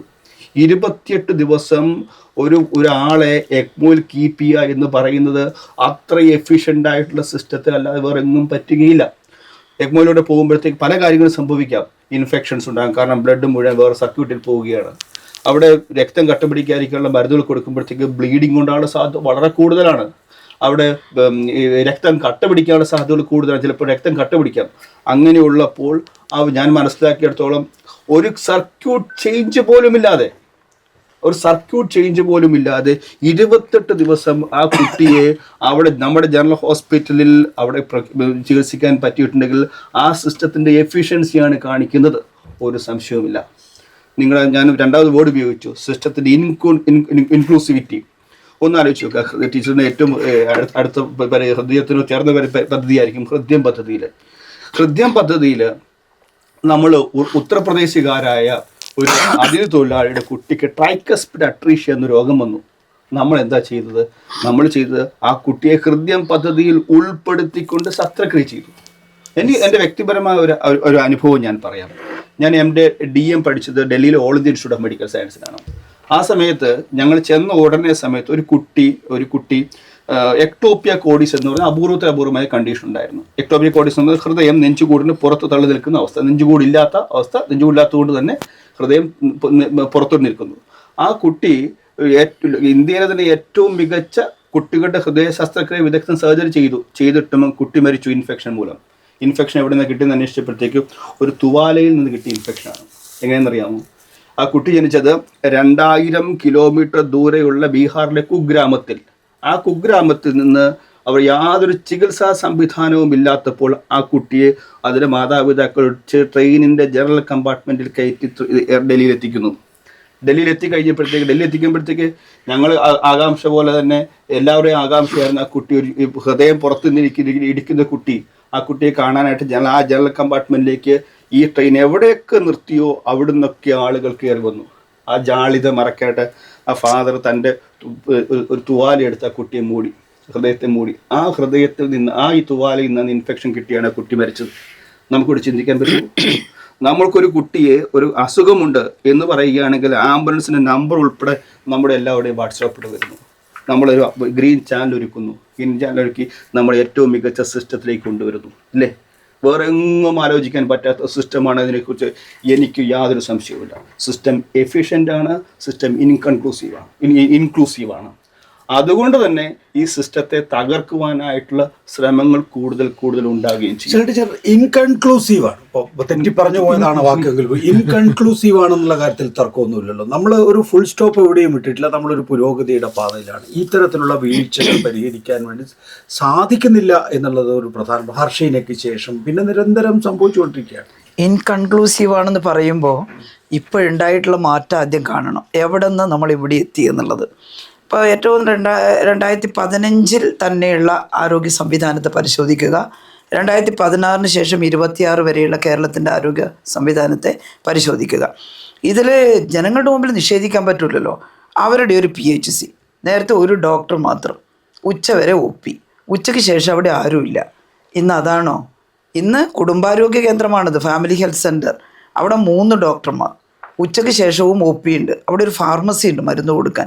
അവിടെ ഒരു ലബോറട്ടറി ഉണ്ട്, അത്യാവശ്യമായിട്ടുള്ള രക്തവും മറവും മൂത്രവും ഒക്കെ ടെസ്റ്റ് ചെയ്യാൻ, അവരുടെ ഡയബറ്റിക് ആണോ എന്ന് ടെസ്റ്റ് ചെയ്യാൻ അവിടെയുണ്ട്. അവിടെ ശ്വാസ് ക്ലിനിക്ക് ഉണ്ട്, ശ്വാസകോശ സംബന്ധമായിട്ടുള്ള കാര്യങ്ങൾ പരിശോധിക്കാൻ. അവിടെ ആശ്വാസ് ക്ലിനിക്ക് ഉണ്ട്, മാനസികമായി ഉണ്ടാകുന്ന സമ്മർദ്ദങ്ങൾ പ്രൈമറിയിൽ തന്നെ പരിശോധിക്കാൻ. അത് പടിപടിയായി ഉയർത്താനാണ് തീരുമാനിച്ചത്. ഇനി അവിടെ ഡെൻ്റൽ ചെയർ, വദനാരോഗ്യം സംരക്ഷിക്കുന്നത്. ഒരുപാട് ഫാമിലി ഹെൽത്ത് സെൻ്ററുകളിൽ ക്യാൻസറിൻ്റെ ഏർലി ഡിറ്റക്ഷൻ ഇതൊക്കെ നമ്മൾ തുടങ്ങി. നേഴ്സുമാരുടെ പ്രീ ചെക്കപ്പ് ഒരു ഫാമിലി ഹെൽത്ത് സെൻ്ററിൽ കയറി ചെല്ലുമ്പോൾ തന്നെ ഇതെല്ലാം നമ്മൾ ഡോക്ടർമാരുടെ റൂം, അത് എല്ലാ തരത്തിലും മാനുവലിൽ പറഞ്ഞിട്ടുള്ള കാര്യങ്ങൾ, ഹാൻഡ് വാഷും ക്രാഷ് കാർട്ടും ഒക്കെ അടങ്ങിയിട്ടുള്ള ഒരു ആധുനിക സംവിധാനം അത് നമ്മൾ ഒരുക്കിയിരിക്കുന്നു. എന്താണ് ഇപ്പോഴത്തെ ഫാമിലി ഹെൽത്ത് സെൻ്ററിൻ്റെ അവസ്ഥ? ജനം കാണുന്നതല്ലേ. ഇപ്പം ഞാൻ മന്ത്രിയായപ്പോൾ ഉദ്ഘാടനം ചെയ്യാൻ പോകുമ്പം 10,000 കണക്കിന് ആളുകൾ ഒഴുകിയെത്തുമായിരുന്നു ആശുപത്രി. വീണ ജോർജിൻ്റെ അവസ്ഥ അത് തന്നെയാണ്. ഇപ്പം 800-ലേറെ പ്രൈമറി ഹെൽത്ത് സെൻ്ററുകൾ കുടുംബാരോഗ്യ കേന്ദ്രമായി മാറിയിരിക്കുന്നു. അവിടെയെല്ലാം ഒരു ഡോക്ടർക്ക് പകരം 3 ഡോക്ടറെ കിട്ടുന്നു. നമ്മൾ സ്റ്റാഫ് ഷോർട്ടേജൊക്കെ പറയുന്നുണ്ട്. നമ്മൾ ഈ പേഷ്യൻ്റ് ഡോക്ടർ അനുപാതമൊക്കെ ഒരു സോഷ്യലിസ്റ്റ് രാജ്യങ്ങളിലുള്ള അനുപാതത്തിനെ അനുസരിച്ചിട്ടാണ് നമ്മൾ മെഷർ ചെയ്യുന്നത്. അത് വേണം, തർക്കമൊന്നുമില്ല. പക്ഷേ നമ്മുടെ മറ്റ് സംസ്ഥാനങ്ങളിലെ രോഗി ഡോക്ടർ അനുപാതം അത് വിടും. സംസ്ഥാനങ്ങളുമായിട്ട് ആരോഗ്യരംഗത്ത് നമ്മൾ കമ്പയർ ചെയ്യാൻ. അതെ ഞാൻ പറഞ്ഞു വരുന്നത് 10 വർഷം കൊണ്ട് നമുക്ക് ആ മുന്നേറ്റം ഞാൻ മറ്റൊന്ന് ഒരു സെക്കൻഡ് കൂടി ഞാൻ വീഡിയോ ഒന്ന് കേട്ടോട്ടെ. നികേഷ്, ഇവരുടെ കാലത്ത് ആരോഗ്യമന്ത്രി, അന്നത്തെ ആരോഗ്യമന്ത്രി തിരുവനന്തപുരം മെഡിക്കൽ കോളേജിൽ പോയി തുടയലിന് പൊട്ടി പോയിട്ട് സങ്കീർണമായിട്ട് അവിടെ നിന്ന് ഇറങ്ങി ഓടുന്ന സ്ഥിതിയാണ് ഉണ്ടായത്. ഇവരുടെ കാലത്ത് കരൾ മാറ്റിവെക്കൽ ശസ്ത്രക്രിയ ശ്രമിച്ചു തിരുവനന്തപുരം മെഡിക്കൽ കോളേജിൽ. ഒരു സൗകര്യവുമില്ലാതെ രോഗി നിർഭാഗ്യകരമായി മരണപ്പെടുന്നു പോയ സാഹചര്യം ഉണ്ടായി. ഇവരുടെ കാലത്ത് ആരോഗ്യ മേഖലയിൽ ഇത്ര വലിയ തകർച്ചയുണ്ടായി. ആ തകർച്ചയിൽ നിന്ന് ആരോഗ്യ മേഖലയെ കൈപിടിച്ചുയർത്തിയത് ഇടതുപക്ഷമാണ്. ഒരു സിസ്റ്റം ഉണ്ടാക്കിയത് ഇടതുപക്ഷമാണ്. കറക്റ്റ്. അതാണ് ഞാൻ പറഞ്ഞു വരുന്നത്. ഒരു സിസ്റ്റം ഉണ്ടാക്കിയത് ഇടതുപക്ഷമാണ്, മിനിസ്റ്റർ പറഞ്ഞതുപോലെ. അതാണ് ഞാൻ പറഞ്ഞത്. ഇതിൽ താലൂക്ക് ഹോസ്പിറ്റൽ നേരത്തെ ബഹുമാന്യായിട്ടുള്ള വീണ ജോർജ് പറഞ്ഞല്ലോ, 12 വർഷമായ പഴക്കായ കെട്ടിടം തകർന്നു വീണു എന്നുള്ളത്. കെടുകാര്യസ്ഥയായിരുന്നു അവരുടെ കാലത്ത്. മാത്രമല്ല കുറേ കെട്ടിടങ്ങൾ 10, 30, 40 വർഷമുള്ളത് ഉണ്ടായിരുന്നു. അതേതെങ്കിലും ഒന്ന് മാറ്റി പണിയാൻ UDFൻ്റെ കാലത്ത് തയ്യാറായിരുന്നോ? അവർ ശ്രദ്ധിച്ചിട്ടേ ഇല്ല. ചോർന്നൊലിക്കുന്നതാണെങ്കിൽ ചോർന്നൊലിക്കുന്നത്. എത്ര ആളുകളാണ് ഗവൺമെൻറ് സംവിധാനത്തിൽ വന്നിരുന്നത്? 2016 33% ആളുകളെ ഗവൺമെൻറ് ഹോസ്പിറ്റലിനെ ആശ്രയിച്ചിരുന്നുള്ളൂ. വിശ്വാസ്യത കുറവായിരുന്നു. ആളുകൾക്ക് ആശുപത്രി വിശ്വാസക്കുറവ് മാത്രമല്ല, ഈ സംവിധാനത്തിൽ വർക്ക് ചെയ്യുന്നവർക്ക് ആത്മവിശ്വാസക്കുറവുണ്ടായിരുന്നു. ഒരുപാട് ആളുകൾ ഗവൺമെൻറ് സംവിധാനം വിട്ട് വെളിയിലേക്കൊക്കെ പോയിക്കൊണ്ടിരിക്കുന്ന ഒരു കാലഘട്ടം കൂടിയായിരുന്നു അത്. അതാണ് നമ്മൾ തിരിച്ചു പിടിച്ചത്. ഇന്ന് ഗവൺമെൻറ് സംവിധാനത്തിൽ വർക്ക് ചെയ്യാൻ ഒരു ആത്മവിശ്വാസം അവിടെ വർക്ക് ചെയ്യുന്നവർക്കുണ്ട്. നല്ല പ്രൊട്ടക്ഷൻ ഉണ്ട്. മാത്രമല്ല നല്ല സംവിധാനമുണ്ട്. എന്നോട് തുടക്കത്തിൽ ഒരു ചെറുപ്പക്കാരൻ പറഞ്ഞൊരു ഓർമ്മയുണ്ട് എനിക്ക്. ഒരു പ്രൈമറി ഹോസ്പിറ്റലിലേക്ക് പോകുമ്പോൾ, മാഡം ഞാനവിടെ ജോയിൻ ചെയ്യാൻ പോയി, പക്ഷേ അവിടെ ഒരു കറങ്ങുന്ന കസേര പോലും ഇല്ല ഇരിക്കാൻ. MBBS കഴിഞ്ഞ് വന്ന ഉടനെയുള്ളൊരു കുട്ടിയാണ്. ഇന്ന് അതല്ല. ഇന്ന് ഞാൻ നേരത്തെ പറഞ്ഞതുപോലെ പ്രൈമറിയിൽ തന്നെ അതിമനോഹരമായിട്ടുള്ള സംവിധാനമാണ്. ഒരു ഡോക്ടർക്ക് കംഫർട്ടബിളാണ്. സെക്കൻഡറിയിലേക്ക് വന്നാൽ അതുപോലെ തന്നെയാണ്. താലൂക്ക് ഹോസ്പിറ്റൽ എത്ര വലിയ കെട്ടിടങ്ങൾ മാത്രമല്ലത്. അതിനകത്ത് നല്ല ഓപ്പറേഷൻ തിയേറ്ററുകൾ, ആധുനിക വാർഡുകൾ, എല്ലാ നല്ല ലബോറട്ടറികളൊക്കെയാണ്. ജില്ലാ ഹോസ്പിറ്റലും അതുപോലെ തന്നെ. നമ്മൾ ബോൾഡായിട്ട് എടുത്തൊരു തീരുമാനമുണ്ട്. ജനങ്ങൾക്ക് ഈ ചികിത്സാ രീതികൾ അവരിലേക്ക് കൊണ്ടുവരിക ഏറ്റവും അടുത്ത്. അതിൻ്റെ ഭാഗമായിട്ടാണ് 3 സൂപ്പർ സ്പെഷ്യാലിറ്റികൾ താഴേക്ക് കൊണ്ടുവരാൻ തീരുമാനിച്ചത് ജില്ലാ തലത്തിൽ. ഏത് സംസ്ഥാനം അങ്ങനെ എടുത്തിട്ടുണ്ട്? നമ്മളത് കൊണ്ടുവന്നതിൻ്റെ ഗുണം അനുഭവിച്ചു. ഇന്ന് കാത്ത് ലാബ് ഡിസ്ട്രിക്ട് ഹോസ്പിറ്റലിന് കൊടുക്കും. എന്നോടൊന്ന് പലരും പറഞ്ഞിട്ടുണ്ട് പ്രാന്ത നടപടിയാണ്, കാർഡിയോളജിസ്റ്റിന് കിട്ടില്ല. കിട്ടി. ഇന്ന് ഡിസ്ട്രിക്ട് ഹോസ്പിറ്റലിലെ കാത്ത് ലാബ് ഉപയോഗിച്ച് 1000കണക്കിന് ആൻജിയോഗ്രാമും ആൻജിയോപ്ലാസ്റ്റിയും ചെയ്തു. അർത്ഥം എന്താ? മെഡിക്കൽ കോളേജിലേക്ക് എത്തുമ്പോഴേക്കും മരിച്ചു പോകുമായിരുന്ന 1000കണക്കിന് മനുഷ്യരുടെ ജീവൻ രക്ഷിച്ചിട്ടാണ് നമ്മൾ വർത്തമാനം പറയുന്നത്. അതുപോലെ തന്നെ നെഫ്രോളജി നമ്മൾ വലിയ തോതിൽ വികേന്ദ്രീകരിച്ച് താഴേക്ക് എത്തിച്ചു. ഡയാലിസിസ് യൂണിറ്റുകൾ സകല താലൂക്ക് ഹോസ്പിറ്റലുകളിലും 12 മെഷീൻ വരി. UDFക്കാർ കാണുന്നില്ലേ ഇത്? അവരുടെ എല്ലാം കുടുംബത്തിൽപ്പെട്ടവർ സ്വകാര്യ മേഖലയിൽ ചെന്ന് ആയിരങ്ങൾ ലക്ഷങ്ങൾ മുടക്കി ഡയാലിസിസ് ചെയ്തിരുന്ന പേഷ്യൻസിന് ഇന്ന് ഗവൺമെൻറ് സംവിധാനത്തിൽ 64,000-ലേറെ പേർക്കാണ് ഒരു വർഷം ഡയാലിസിസ് ചെയ്യുന്നത്. എത്തിച്ചിരിക്കുന്നു നമ്മൾ. സ്ട്രോക്ക് യൂണിറ്റുകൾ, ന്യൂറോളജി നമ്മൾ താഴേക്ക് വന്നു. ജില്ലാ ഹോസ്പിറ്റലുകളിൽ സ്ട്രോക്ക് യൂണിറ്റ് ആരംഭിച്ചു. വേറൊന്നുമല്ല, ഏതെങ്കിലും തരത്തിലുള്ള ഒരു ഹെമറേജോ ഒരു സ്ട്രോക്കോ ഒക്കെ വന്നാൽ 1 മണിക്കൂറിനുള്ളിൽ ഏറ്റവും അടുത്തൊരു ആസ്പത്രി സൗകര്യപ്രദമായി ഉണ്ടെങ്കിൽ എത്തിക്കാം. അവിടെ എത്തിച്ചാൽ ഈ പേഷ്യൻറ്റിനെ വീണ്ടെടുക്കാനുള്ളൊരു അവസരം കിട്ടും നമുക്ക്. സ്ട്രോക്ക് യൂണിറ്റ് ഡിസ്ട്രിക്ട്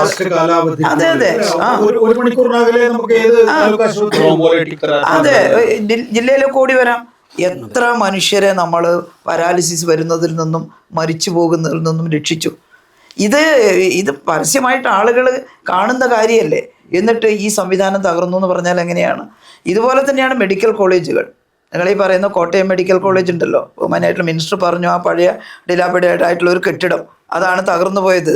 നമ്മുടെ ഒരു സങ്കടകരമായ അവസ്ഥ, ഒരാൾ അതിൻ്റെ അകത്ത് പോയി എന്നുള്ളതാണ്. പക്ഷേ കോട്ടയം മെഡിക്കൽ കോളേജിൽ 2016 മുതൽ 26 വരെ ഉണ്ടായിട്ടുള്ള നിർമ്മാണ പ്രവർത്തനങ്ങളും അവിടെ സന്നിവേശിപ്പിച്ച ഉപകരണങ്ങളും അതിൻ്റെ ഒരു കണക്കെടുക്ക്. നമ്മൾ കണ്ണു തള്ളി പോവില്ലേ? അത്ര കോടികളുടേതല്ലേ അവിടെ ഇൻവെസ്റ്റ് ചെയ്തിട്ടുള്ളത് നമ്മൾ. അതാണ് നേരത്തെ ഇവർ രണ്ടുപേരും പറഞ്ഞൊരു ഹൃദയം പ്രോജക്റ്റ് നമ്മൾ ചെയ്തല്ലോ. ശിശുമരണ നിരക്ക് 2016 12 കുറേ വർഷമായിട്ട് അതിങ്ങനെ സ്റ്റേബിളായിട്ട് 12 നിൽക്കുകയാണ്. അപ്പോഴാണ് UN-ൻ്റെ ഒരു സ്റ്റേറ്റ്മെൻറ്റ് വന്നത്. എല്ലാ രാജ്യങ്ങളും ശിശുമരണ നിരക്ക് 50 താഴെയായിട്ട് കുറക്കണം എന്ന് പറഞ്ഞു കൊണ്ടുവന്നു. നമ്മുടെ രാജ്യം ആവശ്യപ്പെട്ടു. നമ്മളൊരു ഒരു ഒരു നമുക്കൊരു ലക്ഷ്യം പ്രഖ്യാപിച്ചു. നമ്മൾ സസ്റ്റൈനബിൾ ഡെവലപ്മെൻറ്റ് ഗോളിൻ്റെ ഭാഗമായിട്ട് സിംഗിൾ ഡിജിറ്റ് ആക്കുന്ന നമ്മൾ പറഞ്ഞതെന്ന് 2017 സിംഗിൾ ഡിജിറ്റ് ആക്കുമെന്ന് പറഞ്ഞപ്പോൾ ആക്കണമല്ലോ, വെറുതെ വർത്തമാനമല്ല. എന്തുകൊണ്ട് കുട്ടികൾ മരിക്കുന്നു ആ പരിശോധിച്ചപ്പോൾ 30% ശിശു മരണത്തിൻ്റെ ഇൻഫൻറ്റ് ഡെത്തിൻ്റെ കാരണം ഇതാണ്, കഞ്ചനിറ്റൽ ഹാർട്ട് ഡിഫക്ട്സ് ആണ്. അതുണ്ടെന്ന് തെളിഞ്ഞാൽ ആരും ഓപ്പറേഷൻ ചെയ്യാനൊന്നും പാവപ്പെട്ടവർ പോകുന്നില്ല. നേരത്തെ ഡോക്ടർ പറഞ്ഞ പോലെ ഇത് എവിടെ ഈ ഫെസിലിറ്റി ഉണ്ടെന്നുള്ളതും ചിലപ്പോൾ അവർക്ക് അറിയുന്നില്ല. അപ്പോൾ കുട്ടികൾ മരിച്ചു പോവുകയാണ് 2 ആഴ്ചയൊക്കെ ആകുമ്പോൾ. ഇതിനെയാണ് നമ്മളൊന്ന് തൊട്ടത്. ഇവിടെ ഒരു കൺട്രോൾ റൂം തുറന്നു തിരുവനന്തപുരത്ത്, എല്ലാ ജില്ലകളിലും അത് ഓപ്പൺ ചെയ്തു. എന്നിട്ട് ഡെലിവറി പോയിന്റുകളിൽ നമ്മൾ പരിശീലനം കൊടുത്ത് ആളുകളെ നിർത്തി ഇങ്ങനെ കഞ്ചനിറ്റൽ ഹാർട്ട് ഡിഫക്ട്സ് ഉണ്ടോ എന്ന് പരിശോധിച്ചിട്ട് റിപ്പോർട്ട് ചെയ്യണം, ഹൃദയത്തിൽ രജിസ്റ്റർ ചെയ്യണം. രജിസ്റ്റർ ചെയ്താലുടനെ ജില്ലയിൽ നിന്ന് ആംബുലൻസ് എത്തി ഈ കുട്ടിയെയും രക്ഷിതാക്കളെയും ഇത് ഓപ്പറേഷൻ നടത്തുന്നിടത്ത് എത്തിക്കുക. ഞാനത് ഇപ്പോഴും ഓർമ്മിക്കുന്നു. ഞങ്ങൾ ഈ പദ്ധതി പ്രഖ്യാപിക്കുമ്പം ഒരൊറ്റ ഗവൺമെൻറ് മെഡിക്കൽ കോളേജുകളിലും പീഡിയാട്രിക് കാർഡിയാക് സർജറി ഇല്ല. പിന്നെ നമുക്ക് അതില്ല, ഉണ്ടായിരുന്നില്ല. അപ്പോൾ നമ്മൾ വിട്ടില്ല. പക്ഷേ നമ്മൾ ഉടനെ തന്നെ ലിസി, അമൃത ഇവിടെ എല്ലാമായിട്ട് മാനേജ്മെൻറ്റുമായിട്ട് ബന്ധപ്പെട്ടു. ചെയ്തു തരണം, ഞങ്ങളൊരു കാശ് തരും, നിങ്ങൾ പറയുന്ന തുക തരില്ല, പക്ഷേ ഗവൺമെൻറ് ഒരു തുക തരും. അവരെല്ലാം സമ്മതിച്ചു. അങ്ങനെയാണ് ആ ഹൃദയം പ്രോജക്റ്റ് തുടങ്ങിയത്. പക്ഷെ നമ്മൾ അതുകൊണ്ട് വെറുതെ ഇരുന്നില്ല. അന്ന് തന്നെ നമ്മുടെ മെഡിക്കൽ കോളേജുകൾ തുടങ്ങാനുള്ള സംവിധാനം ഉണ്ടാക്കാൻ പരിശ്രമിച്ചു. ഇൻഫ്രാസ്ട്രക്ചർ ഉണ്ടാക്കി, ഉപകരണങ്ങൾ ലഭ്യമാക്കി. തിരുവനന്തപുരത്ത്, കോട്ടയത്ത്, കോഴിക്കോട് എല്ലാം നമ്മൾ ഈ സർജറി ആരംഭിച്ചു. ഇപ്പം നമ്മുടെ മെഡിക്കൽ കോളേജിൽ നിന്ന് ചെയ്യാം നമുക്ക്. എന്നാൽ പെട്ടെന്ന് ഒരു 5-6 കുട്ടികൾ ഒരുമിച്ച് വരുമ്പം അതിന് കാത്തു നിൽക്കാൻ നേരമില്ല. അപ്പോൾ നമ്മൾ സ്വകാര്യത്തിലും കൊടുക്കും. ഇങ്ങനെയുള്ള വളരെ വെൽ പ്ലാൻഡ് ആയിട്ടാണ് ഈ ഹൃദയം പ്രോജക്റ്റ് കൊണ്ടുവന്നത്. അതിൻ്റെ ഫലമായിട്ട് എന്തുണ്ടായി? ഇപ്പം 15,000-ലേറെ കുട്ടികളുടെ ഓപ്പറേഷൻ കഴിഞ്ഞു. അതിൻ്റെ ഫലമായിട്ട് 2020 ഡിസംബറിൽ തന്നെ നാഷണൽ ഫാമിലി ഹെൽത്ത് സർവേയുടെ കണക്ക് വന്നല്ലോ. കേരളത്തിൻ്റെ ശിശുമരണ നിരക്ക് 12-ൽ നിന്ന് 5 ആയിരിക്കുന്നു. ഇത് അമേരിക്കയെക്കാളും താഴെയാണ്. 12-ൽ നിന്ന് 5 ആയതിൻ്റെ ഏറ്റവും പ്രധാനപ്പെട്ട 1 ഹൃദയം പ്രോജക്റ്റാണ്, 2 ഹോസ്പിറ്റൽ ഇൻഫെക്ഷൻ കൺട്രോളാണ്. അതിന് പ്രത്യേകിച്ച് നമ്മളൊരു ടീമിനെ ഉണ്ടാക്കി ഹോസ്പിറ്റൽ ഇൻഫെക്ഷൻ കൺട്രോൾ ഒഴിവാക്കിപ്പെട്ട അവലിട്ടിട്ട് പ്രശ്നം വന്നിരുന്നു എന്ന് പറഞ്ഞല്ലോ. അമ്മാതിരി ഉണ്ടാവരുത് എന്ന് കരുതി ഇൻഫെക്ഷൻ കൺട്രോളിന് നമ്മളൊരു വലിയ പരിശ്രമം നടത്തി. പ്രസവിച്ച അമ്മയെയും കുഞ്ഞിനെയും വീട്ടിലെത്തിക്കാൻ മാതൃയാനം പദ്ധതി കൊണ്ടുവന്നു. ഇതൊരു അംബ്രല സ്കീമാണ്. അതിന് കീഴിൽ ഒട്ടേറെ പദ്ധതി കൊണ്ടുവന്നു. 2020 കഴിഞ്ഞ് 2026 ആകുമ്പോഴും ആ ശിശുമരണ നിരക്ക് കൂടിയിട്ടില്ല. കോവിഡിൻ്റെ ആഫ്റ്റർ ഇഫക്റ്റിൽ വേണമെങ്കിൽ കൂടാമായിരുന്നു. നമ്മളതിനെ സസ്റ്റൈനബിളായിട്ട് നിലനിർത്തി. അതാണ് ഇത് UDF സങ്കല്പിക്കാൻ പറ്റുമോ അവരുടെ കാലത്ത്? ഇമാതിരി എന്തെങ്കിലും ഒരു പദ്ധതി ഇങ്ങനെ ഒരു ഗോൾ വെച്ചുകൊണ്ട് ചെയ്തു എന്ന് അവർക്ക് പറയാൻ അവകാശപ്പെടാൻ സാധിക്കുമോ? ഇത്രയും കുട്ടികളുടെ ജീവൻ രക്ഷിച്ച് ശിശുമരണ നിരക്ക് കുറച്ചു. മാതൃമരണ നിരക്കും അതെ, 67-ൽ നിന്ന് 2018 ആകുമ്പോഴേക്ക് 43 ആക്കി. അതിനും ഉണ്ടായിരുന്നൊരു പ്രോജക്റ്റ്, പ്രത്യേകിച്ചൊരു മിഷൻ. 2020 ആകുമ്പോൾ 19 ആയി. ഇത് മറ്റുള്ളവർക്ക് സങ്കല്പിക്കാൻ കഴിയാത്ത അച്ചീവ്മെൻ്റാണ്. ഇപ്പോഴും നമ്മൾ ആ 19-ൽ കൂടിയിട്ടില്ല. ഇപ്പോഴും ഞാൻ പറയാൻ കാരണം, ശേഷം കോവിഡിൻ്റെ ബുദ്ധിമുട്ടുകൾ ഉണ്ടാകുന്ന വർഷങ്ങളാണ്. മറ്റു പല സംസ്ഥാനങ്ങളിലും രാജ്യങ്ങളിലും ഒക്കെ അതിനുശേഷം സ്ഥിതി വഷളാവുകയാണ് ചെയ്തത്. നമ്മൾ വഷളാക്കിയിട്ടില്ല. നമ്മൾ ആ സ്ഥിതി തുടരുന്നു, അതിനേക്കാൾ മെച്ചപ്പെടുത്താൻ വേണ്ടി പരിശ്രമിക്കുന്നു. ഇത് വളരെ കൃത്യമായി ഞങ്ങളാരും അല്ലല്ലോ ഈ കണക്കെടുക്കുന്നത്. നാഷണൽ ഫാമിലി ഹെൽത്ത് സർവേ എന്ന് വെച്ചാൽ നമുക്ക് ഇടപെടാൻ പറ്റിയൊരു കാര്യമല്ലല്ലോ. അതിൻ്റെ റിസൾട്ടിലല്ലേ ഈ വരുന്നത്. ഡോക്ടർ ഇപ്പോൾ പറഞ്ഞല്ലോ, തിരുവനന്തപുരത്ത് ഒരു ലിവർ മാറ്റ ശസ്ത്രക്രിയ ചെയ്തിട്ട് പരാജയമായിപ്പോയി എന്ന്.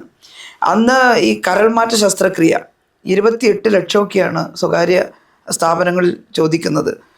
നമുക്ക് നമ്മുടെ ദുരിതാശ്വാസ നിധിയിൽ നിന്നോ ചികിത്സാ സഹായത്തിൽ നിന്നും കുട്ടിയാൽ 3 ലക്ഷമോ 4 ലക്ഷമാണ് കൊടുക്കുക. എന്നിട്ട് ഞാൻ അന്ന് മിനിസ്റ്ററായ സമയത്ത് കേരള സോഷ്യൽ സെക്യൂരിറ്റി മിഷൻ വഴി 14 ലക്ഷം കൊടുക്കുമായിരുന്നു കരൾമാറ്റ ശസ്ത്രക്രിയക്ക്. അപ്പോഴാണ് തോന്നിയത് ഇതിങ്ങനെ പോയാൽ ശരിയാവില്ലല്ലോ, ഗവൺമെൻറ് സെക്ടറിൽ തുടങ്ങണം. അന്വേഷിച്ചപ്പോൾ പണ്ട് തിരുവനന്തപുരത്ത് തുടങ്ങി പരാജയപ്പെട്ടു എന്ന് പറഞ്ഞു. പരാജയപ്പെടാൻ പറ്റില്ല, ഇൻഫ്രാസ്ട്രക്ചർ ഉണ്ടാക്കണം. കാരണം ഒരു ഭാഗത്ത് ഹൃദയം എടുക്കുമ്പോൾ, കരൾ എടുക്കുമ്പം തത്സമയത്ത് മറുഭാഗത്ത് വെക്കാനുള്ള സംവിധാനം ഒട്ടും ഇൻഫെക്ഷൻ ഇല്ലാതെ അന്തരീക്ഷം ഒരുക്കിയിട്ട് നമ്മൾ ഉണ്ടാക്കണം. അതിനാണ് കോട്ടയം മെഡിക്കൽ കോളേജിനെ അഭിവൃദ്ധിപ്പെടുത്തിയത്, അവിടെ സിസ്റ്റം ഉണ്ടാക്കിയത്. അന്ന് തന്നെ തുടങ്ങി നമ്മൾ. എന്നിട്ട് അത് പൂർത്തിയാക്കി ഡോക്ടർ സിന്ധുവിനെ മറ്റൊരു സ്ഥലത്ത് അയച്ച് 1 വർഷത്തെ പരിശീലനം ട്രെയിനിങ്ങിന് അയച്ചിട്ട് തിരിച്ച് കോട്ടയത്ത് പോസ്റ്റ് ചെയ്തു. ഇന്ന് കോട്ടയം മെഡിക്കൽ കോളേജിൽ കരൾമാറ്റ ശസ്ത്രക്രിയ വിജയകരമായി നടത്തിയിരിക്കുന്നു. ഇതിൻ്റെ എല്ലാം പിന്നിലൊരു എഫേർട്ടുണ്ട്. ആ എഫേർട്ട് ജനങ്ങൾക്ക് അനുഭവിക്കാനും സാധിച്ചിട്ടുണ്ട്. ഇതൊന്നുമല്ല പറഞ്ഞാൽ ഏത് മേഖലയാണ് നമ്മൾ സ്പർശിക്കാതിരുന്നത്?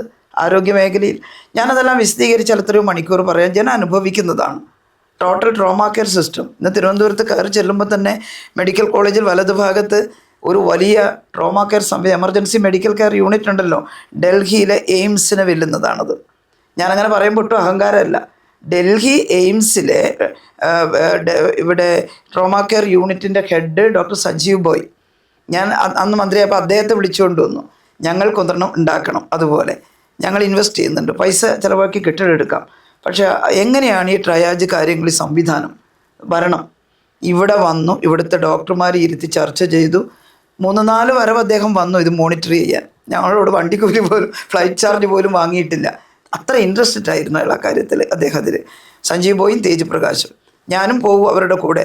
എനിക്ക് ഈ സിസ്റ്റത്തിനെ കുറിച്ച് നിങ്ങളെല്ലാം പറയുന്ന ധാരണയല്ല, പക്ഷേ ഇവരുടെ കൂടെ പോയി നിന്ന് ഓരോ പാർട്ടും ഞങ്ങൾ കണ്ട് മൈക്രോ പ്ലാൻ ചെയ്തിട്ടാണ് അതുണ്ടാക്കിയത്. അത് ഉദ്ഘാടനം ചെയ്ത ഉടനെയാണ് കോവിഡ് വന്നത്. അപ്പോൾ അത് കോവിഡ് ആശുപത്രിയായിട്ട് ഉപയോഗിച്ചു. അത് കഴിഞ്ഞ ഉടനെ തന്നെ ഇപ്പോൾ ഈ രണ്ടാമത് വന്ന ഗവൺമെൻറ് LDF ഗവൺമെൻറ് ആയതുകൊണ്ട് മാത്രം അതിന് ഫങ്ഷൻ ചെയ്യിപ്പിച്ചു. കഴിഞ്ഞ ഗവൺമെൻറ് തന്നെ അതിനാവശ്യമായ പോസ്റ്റും ക്രിയേറ്റ് ചെയ്തു. 109 പോസ്റ്റ് ഇതിനു വേണ്ടി മാത്രം ക്രിയേറ്റ്. ഇവിടെ ആളില്ല എന്നൊക്കെ പറയുന്നുണ്ടല്ലോ, പോസ്റ്റ് ക്രിയേഷൻ നടത്തിയിട്ടാണ് പ്രശ്നം. അപ്പോൾ ഞാൻ ശരിയാക്കാം. അതായത് ഡോക്ടർ ലളിതാംബിക പറയുന്നത് 5 വർഷമല്ല 50 വർഷം കിടന്നാലും ഒരു കുഴപ്പമില്ല, ആ സിസ്റ്റത്തിന് തകരാറുണ്ട് എന്നുള്ളതാണ്. ഇതൊന്നും പറയാൻ പാടില്ല എന്നുള്ള കാര്യം നമ്മൾ യോജിപ്പിലുമാണ് എന്നുള്ളതാണ്. ഇങ്ങനെയുള്ള ചികിത്സാ പിഴവുകൾ ഡോക്ടർമാരുടെ പേരിലല്ല അറിയപ്പെടുന്നത്, അല്ലെങ്കിൽ അവിടെ ഈ പറയുന്ന പ്രശ്നങ്ങളുണ്ട് എന്ന നിലയിലല്ല, അത് മന്ത്രിയുടെ തലയിൽ തന്നെ അടിക്കണം എന്നുള്ള ഒരു പ്രശ്നമുണ്ട്. അവിടെ ഒരു രാഷ്ട്രീയം ഉപയോഗിക്കണം എന്ന് പറയുന്ന പ്രശ്നമുണ്ട്. മന്ത്രിയുടെ തലയിൽ തന്നെ അടിക്കുന്നത്, അതാണ് ഇതിൻ്റെ പ്രശ്നം. ഇത് സിസ്റ്റത്തെ മുഴുവൻ, അതായത് ഒരു ഹോസ്പിറ്റലിൽ നമ്മൾ നേരത്തെ പറഞ്ഞല്ലോ 100 കണക്കിന് പ്രശ്നങ്ങൾ ഉണ്ടാകുന്നുണ്ട്. അപ്പം നമ്മൾ ഈ പിഴവുണ്ടാകാൻ പാടുണ്ടോ? പാടില്ല. അത് മാധ്യമങ്ങൾ റിപ്പോർട്ട് ചെയ്യണം തന്നെയാണ് ഞാൻ പറയുന്നത്. ഉറപ്പായിട്ടും അത് റിപ്പോർട്ട് ചെയ്യണം, ഉറപ്പായിട്ട് റിപ്പോർട്ട് ചെയ്യും. ഇത് പരിഹരിക്കണം എന്നാണ് പറയുന്നത്, സിസ്റ്റം തകരാറിലായി എന്നല്ല പറയുന്നത്.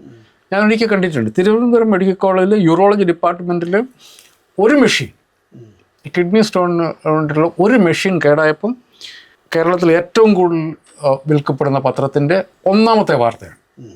അപ്പോൾ നമ്മളൊക്കെ പത്രം ഉണ്ടാക്കുന്ന ആളുകളാണ്.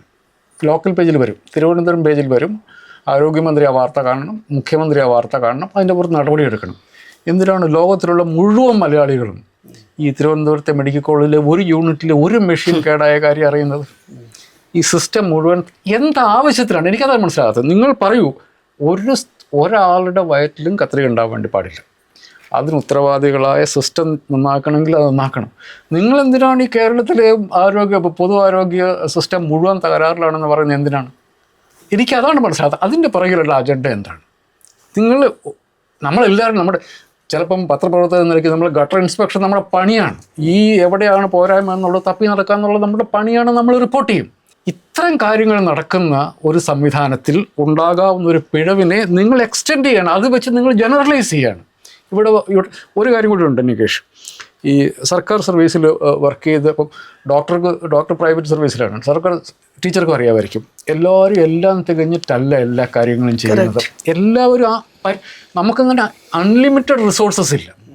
ഒരു കാര്യം കൂടിയുണ്ട്, ഈ കഴിഞ്ഞ ടീച്ചർക്ക് കുറച്ചൊരു ഭാഗ്യം ഉണ്ടായിരുന്നു. കാരണം എന്താ വെച്ചിട്ടുണ്ടെങ്കിൽ ഡോക്ടർ ഐസക്കിൻ്റെ സമയത്ത് കേന്ദ്ര സർക്കാർ കുറച്ചുകൂടെ ലിബറലായിരുന്നു.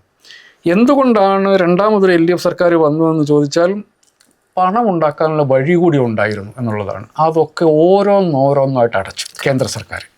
എന്ന് വെച്ചാൽ നമുക്ക് ഈ പറയപ്പെടുന്ന നമ്മൾ ഈ പറയുന്ന അൺലിമിറ്റഡ് റിസോഴ്സസ് ഇല്ലെങ്കിൽ നമുക്കിതിൽ ഇൻവെസ്റ്റ് ചെയ്യാനുള്ള പണം ഇല്ലാത്തൊരവസ്ഥയിലേക്ക് വന്നു. അതിൻ്റെ അകത്ത് നിന്നാണ് നമ്മൾ ഇതെല്ലാം ചെയ്തുണ്ടാക്കുന്നത്.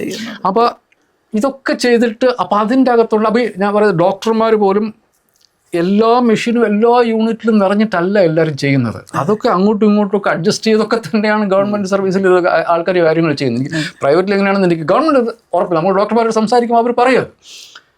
അങ്ങനെയൊക്കെ വരുമ്പം അവരുടെ കമ്മിറ്റ്മെൻറ്റ് നമ്മൾ കാണണ്ടേ. ഈ സർക്കാർ സർവീസിൽ ജോലി ചെയ്യുന്ന ഡോക്ടർമാർ, ഇപ്പോൾ സമരത്തിലായിരിക്കുന്ന ഡോക്ടർമാർ പോലും അവർ സർവീസിലുള്ളപ്പോൾ അവരുടെ മുഴുവൻ എഫർട്ടും ഡെഡിക്കേഷനോടും കൂടിയാണ് അവർ വർക്ക് ചെയ്യുന്നത്. അപ്പോൾ എവിടെയെങ്കിലും ഒരു പിഴവ് വന്നു കഴിഞ്ഞാൽ നിങ്ങളൊന്ന് ആലോചിച്ച് നോക്കൂ, സർക്കാർ സർവീസിൽ ഇപ്പോൾ ഗവൺമെൻറ് സർവീസിലുള്ള ഒരു ഡോക്ടറുടെ മകനോ മകളോ സ്കൂളിൽ പോയി കഴിയുമ്പോൾ അവരോട് എന്താണ് അവരുടെ കൂടെ ഇരിക്കുന്ന കുട്ടികൾ ചോദിക്കുക, നിങ്ങൾ പൊളിഞ്ഞ സർവീസിൽ വർക്ക് ചെയ്യുന്ന ഒരാളാണ്, എൻ്റെ ആവശ്യത്തിലാണത്. മുമ്പ് KSRTC ഈ ഡോക്ടർ പറഞ്ഞതുപോലെ ഒരു ജനറൽ ആശുപത്രിയിൽ ഒരു ഹാർട്ട് ട്രാൻസ്പ്ലാന്റ് സർജറി നടത്തി അതിന് പരമാവധി വരെ എത്തിക്കാത്ത വിധത്തിൽ സാധാരണഗതിയിൽ ഉണ്ടാകാൻ സാധ്യതയുള്ള ഇൻഫെക്ഷൻ ഒരു ഹോസ്പിറ്റലിൽ അത്ര ഇമ്പക്കബിളായി അത്ര കമ്മിറ്റഡ് ആയിട്ടുള്ള മനുഷ്യർ നടത്തിക്കൊണ്ടിരിക്കുന്ന സിസ്റ്റത്തെ നിങ്ങൾ എന്ത് ആവശ്യത്തിലാണ് ഇങ്ങനെ താറടിക്കുന്നത്? പിഴവുണ്ടെങ്കിൽ ഞാനൊരു സ്ട്രൈറ്റ് ക്വസ്റ്റ്യൻ, അതായത് വീണ ജോർജിനെതിരെ ഒരു ആവേശപൂർവ്വം മാധ്യമങ്ങൾ ഇറങ്ങിത്തിരിക്കുകയാണ് ചെയ്യുന്നത്. ഒരു മാധ്യമ പ്രവർത്തക എന്നുള്ള നിലയിൽ വീണ ജോർജ് പെർഫോം ചെയ്യുന്നതിൽ താങ്കളടക്കമുള്ള മാധ്യമ പ്രവർത്തകർക്ക് അസൂയുണ്ടോ? ഞാനത് പറയാം. ഇവര് ഞാൻ അവരാകെ 3 പ്രാവശ്യം കണ്ടിട്ടുള്ളൂ. അവരാദ്യം സ്ഥാനാർത്ഥിയായി കഴിഞ്ഞപ്പോൾ ഉണ്ടായിരുന്ന വലിയ ക്യാമ്പയിൻ എന്നുള്ള ഒരു ചർച്ചിൻ്റെ കാൻഡിഡേറ്റ് ആണെന്നുള്ളതാണ്. അപ്പോൾ ഞാൻ അങ്ങനെ സൂചിപ്പിക്കുന്ന വിധത്തിൽ ഞാനൊരു ഫേസ്ബുക്ക് പോസ്റ്റ് എഴുതി. അപ്പോൾ അവരെന്നെ വിളിച്ചിട്ട് പറഞ്ഞു അങ്ങനെയല്ല, CPM എന്ന് പറയുന്ന പാർട്ടി അവരെ അപ്രോച്ച് ചെയ്തതാണ്. CPM എന്ന പാർട്ടി വേറെയും മാധ്യമപ്രവർത്തകരെ അപ്രോച്ച് ചെയ്തു. ഞങ്ങൾ രണ്ടുപേരും ഒരു ന്യൂസ് റൂമിൽ നിന്നാണ് ഞാൻ ഈ റബ്ബർ പന്ത് അടിച്ച പോലെ തിരിച്ച് ന്യൂസ് റൂമിലേക്ക് തന്നെ വന്നു. അവര് ജയിച്ചു, മന്ത്രിയായി. അപ്പൊ എനിക്കില്ലാത്ത അസൂയ എന്തിനാണ് നിങ്ങൾക്ക്? ഇത് അല്ല പറയാം. അത് കഴിഞ്ഞതിന് ശേഷം നമ്മൾ അവരെ കാണുന്നത് അവിടുത്തെ ഒരു MLA ആയിട്ടാണ്. എമ്മാതിരി ഡെഡിക്കേഷനോട് കൂടിയാണ് അവർ 5 വർഷം MLA ആയിട്ടിരുന്നത്. നമ്മളത് കണ്ടിട്ടുണ്ട്. പ്രളയത്തിന്റെ സമയത്ത് നമ്മൾ അവരെ കണ്ടിട്ടുണ്ട്. ജനങ്ങളുടെ ഒപ്പം നിന്ന് ഒരു സ്ത്രീ ഒരു സാരി എടുത്ത് മഴയത്ത് നിൽക്കുന്ന ഫോട്ടോകൾ നമ്മൾ കണ്ടിട്ടുണ്ട്. അങ്ങനെ നിന്നിട്ടാണ് അവർ 5 വർഷത്തെ സോളിഡ് ആയിട്ടുള്ള വർക്കിന് ശേഷമാണ് അവരെ ഒരു ഉത്തരവാദിത്വം ഏൽപ്പിക്കുന്നത്. ഇതെന്തിനാ ഇത്ര അസൂയെന്ന് എനിക്ക് ഒരു പിടുത്തമില്ല. അവർ ജോലി ചെയ്യുന്നില്ലെങ്കിൽ നിങ്ങൾ ഈ പറയുന്നത് എനിക്ക് മനസ്സിലാവും.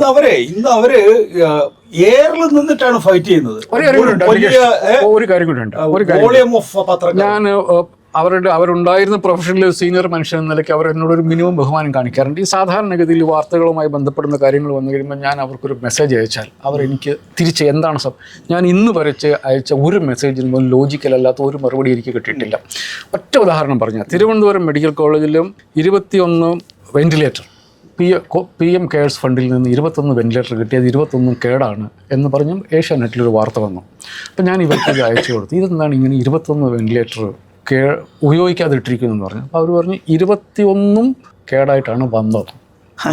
ഇത് ഇത് കേൾക്കും, അതിൽ ബാക്കിയുള്ള കേൾക്കും. 21 നന്നാക്കാൻ വേണ്ടിയിട്ട് നമ്മളുടെ സർക്കാരിൻ്റെ മെഡിക്കൽ എഞ്ചിനീയർമാർ ശ്രമിച്ചു, കമ്പനിയിൽ നിന്ന് ശ്രമിച്ചു, അവർ വന്നിട്ടും പറ്റിയില്ല. ഇതിപ്പം നമ്മൾ തിരിച്ചു കൊണ്ടുപോകാൻ വേണ്ടി പറഞ്ഞിരിക്കുകയാണെന്ന് അവർ പറഞ്ഞു.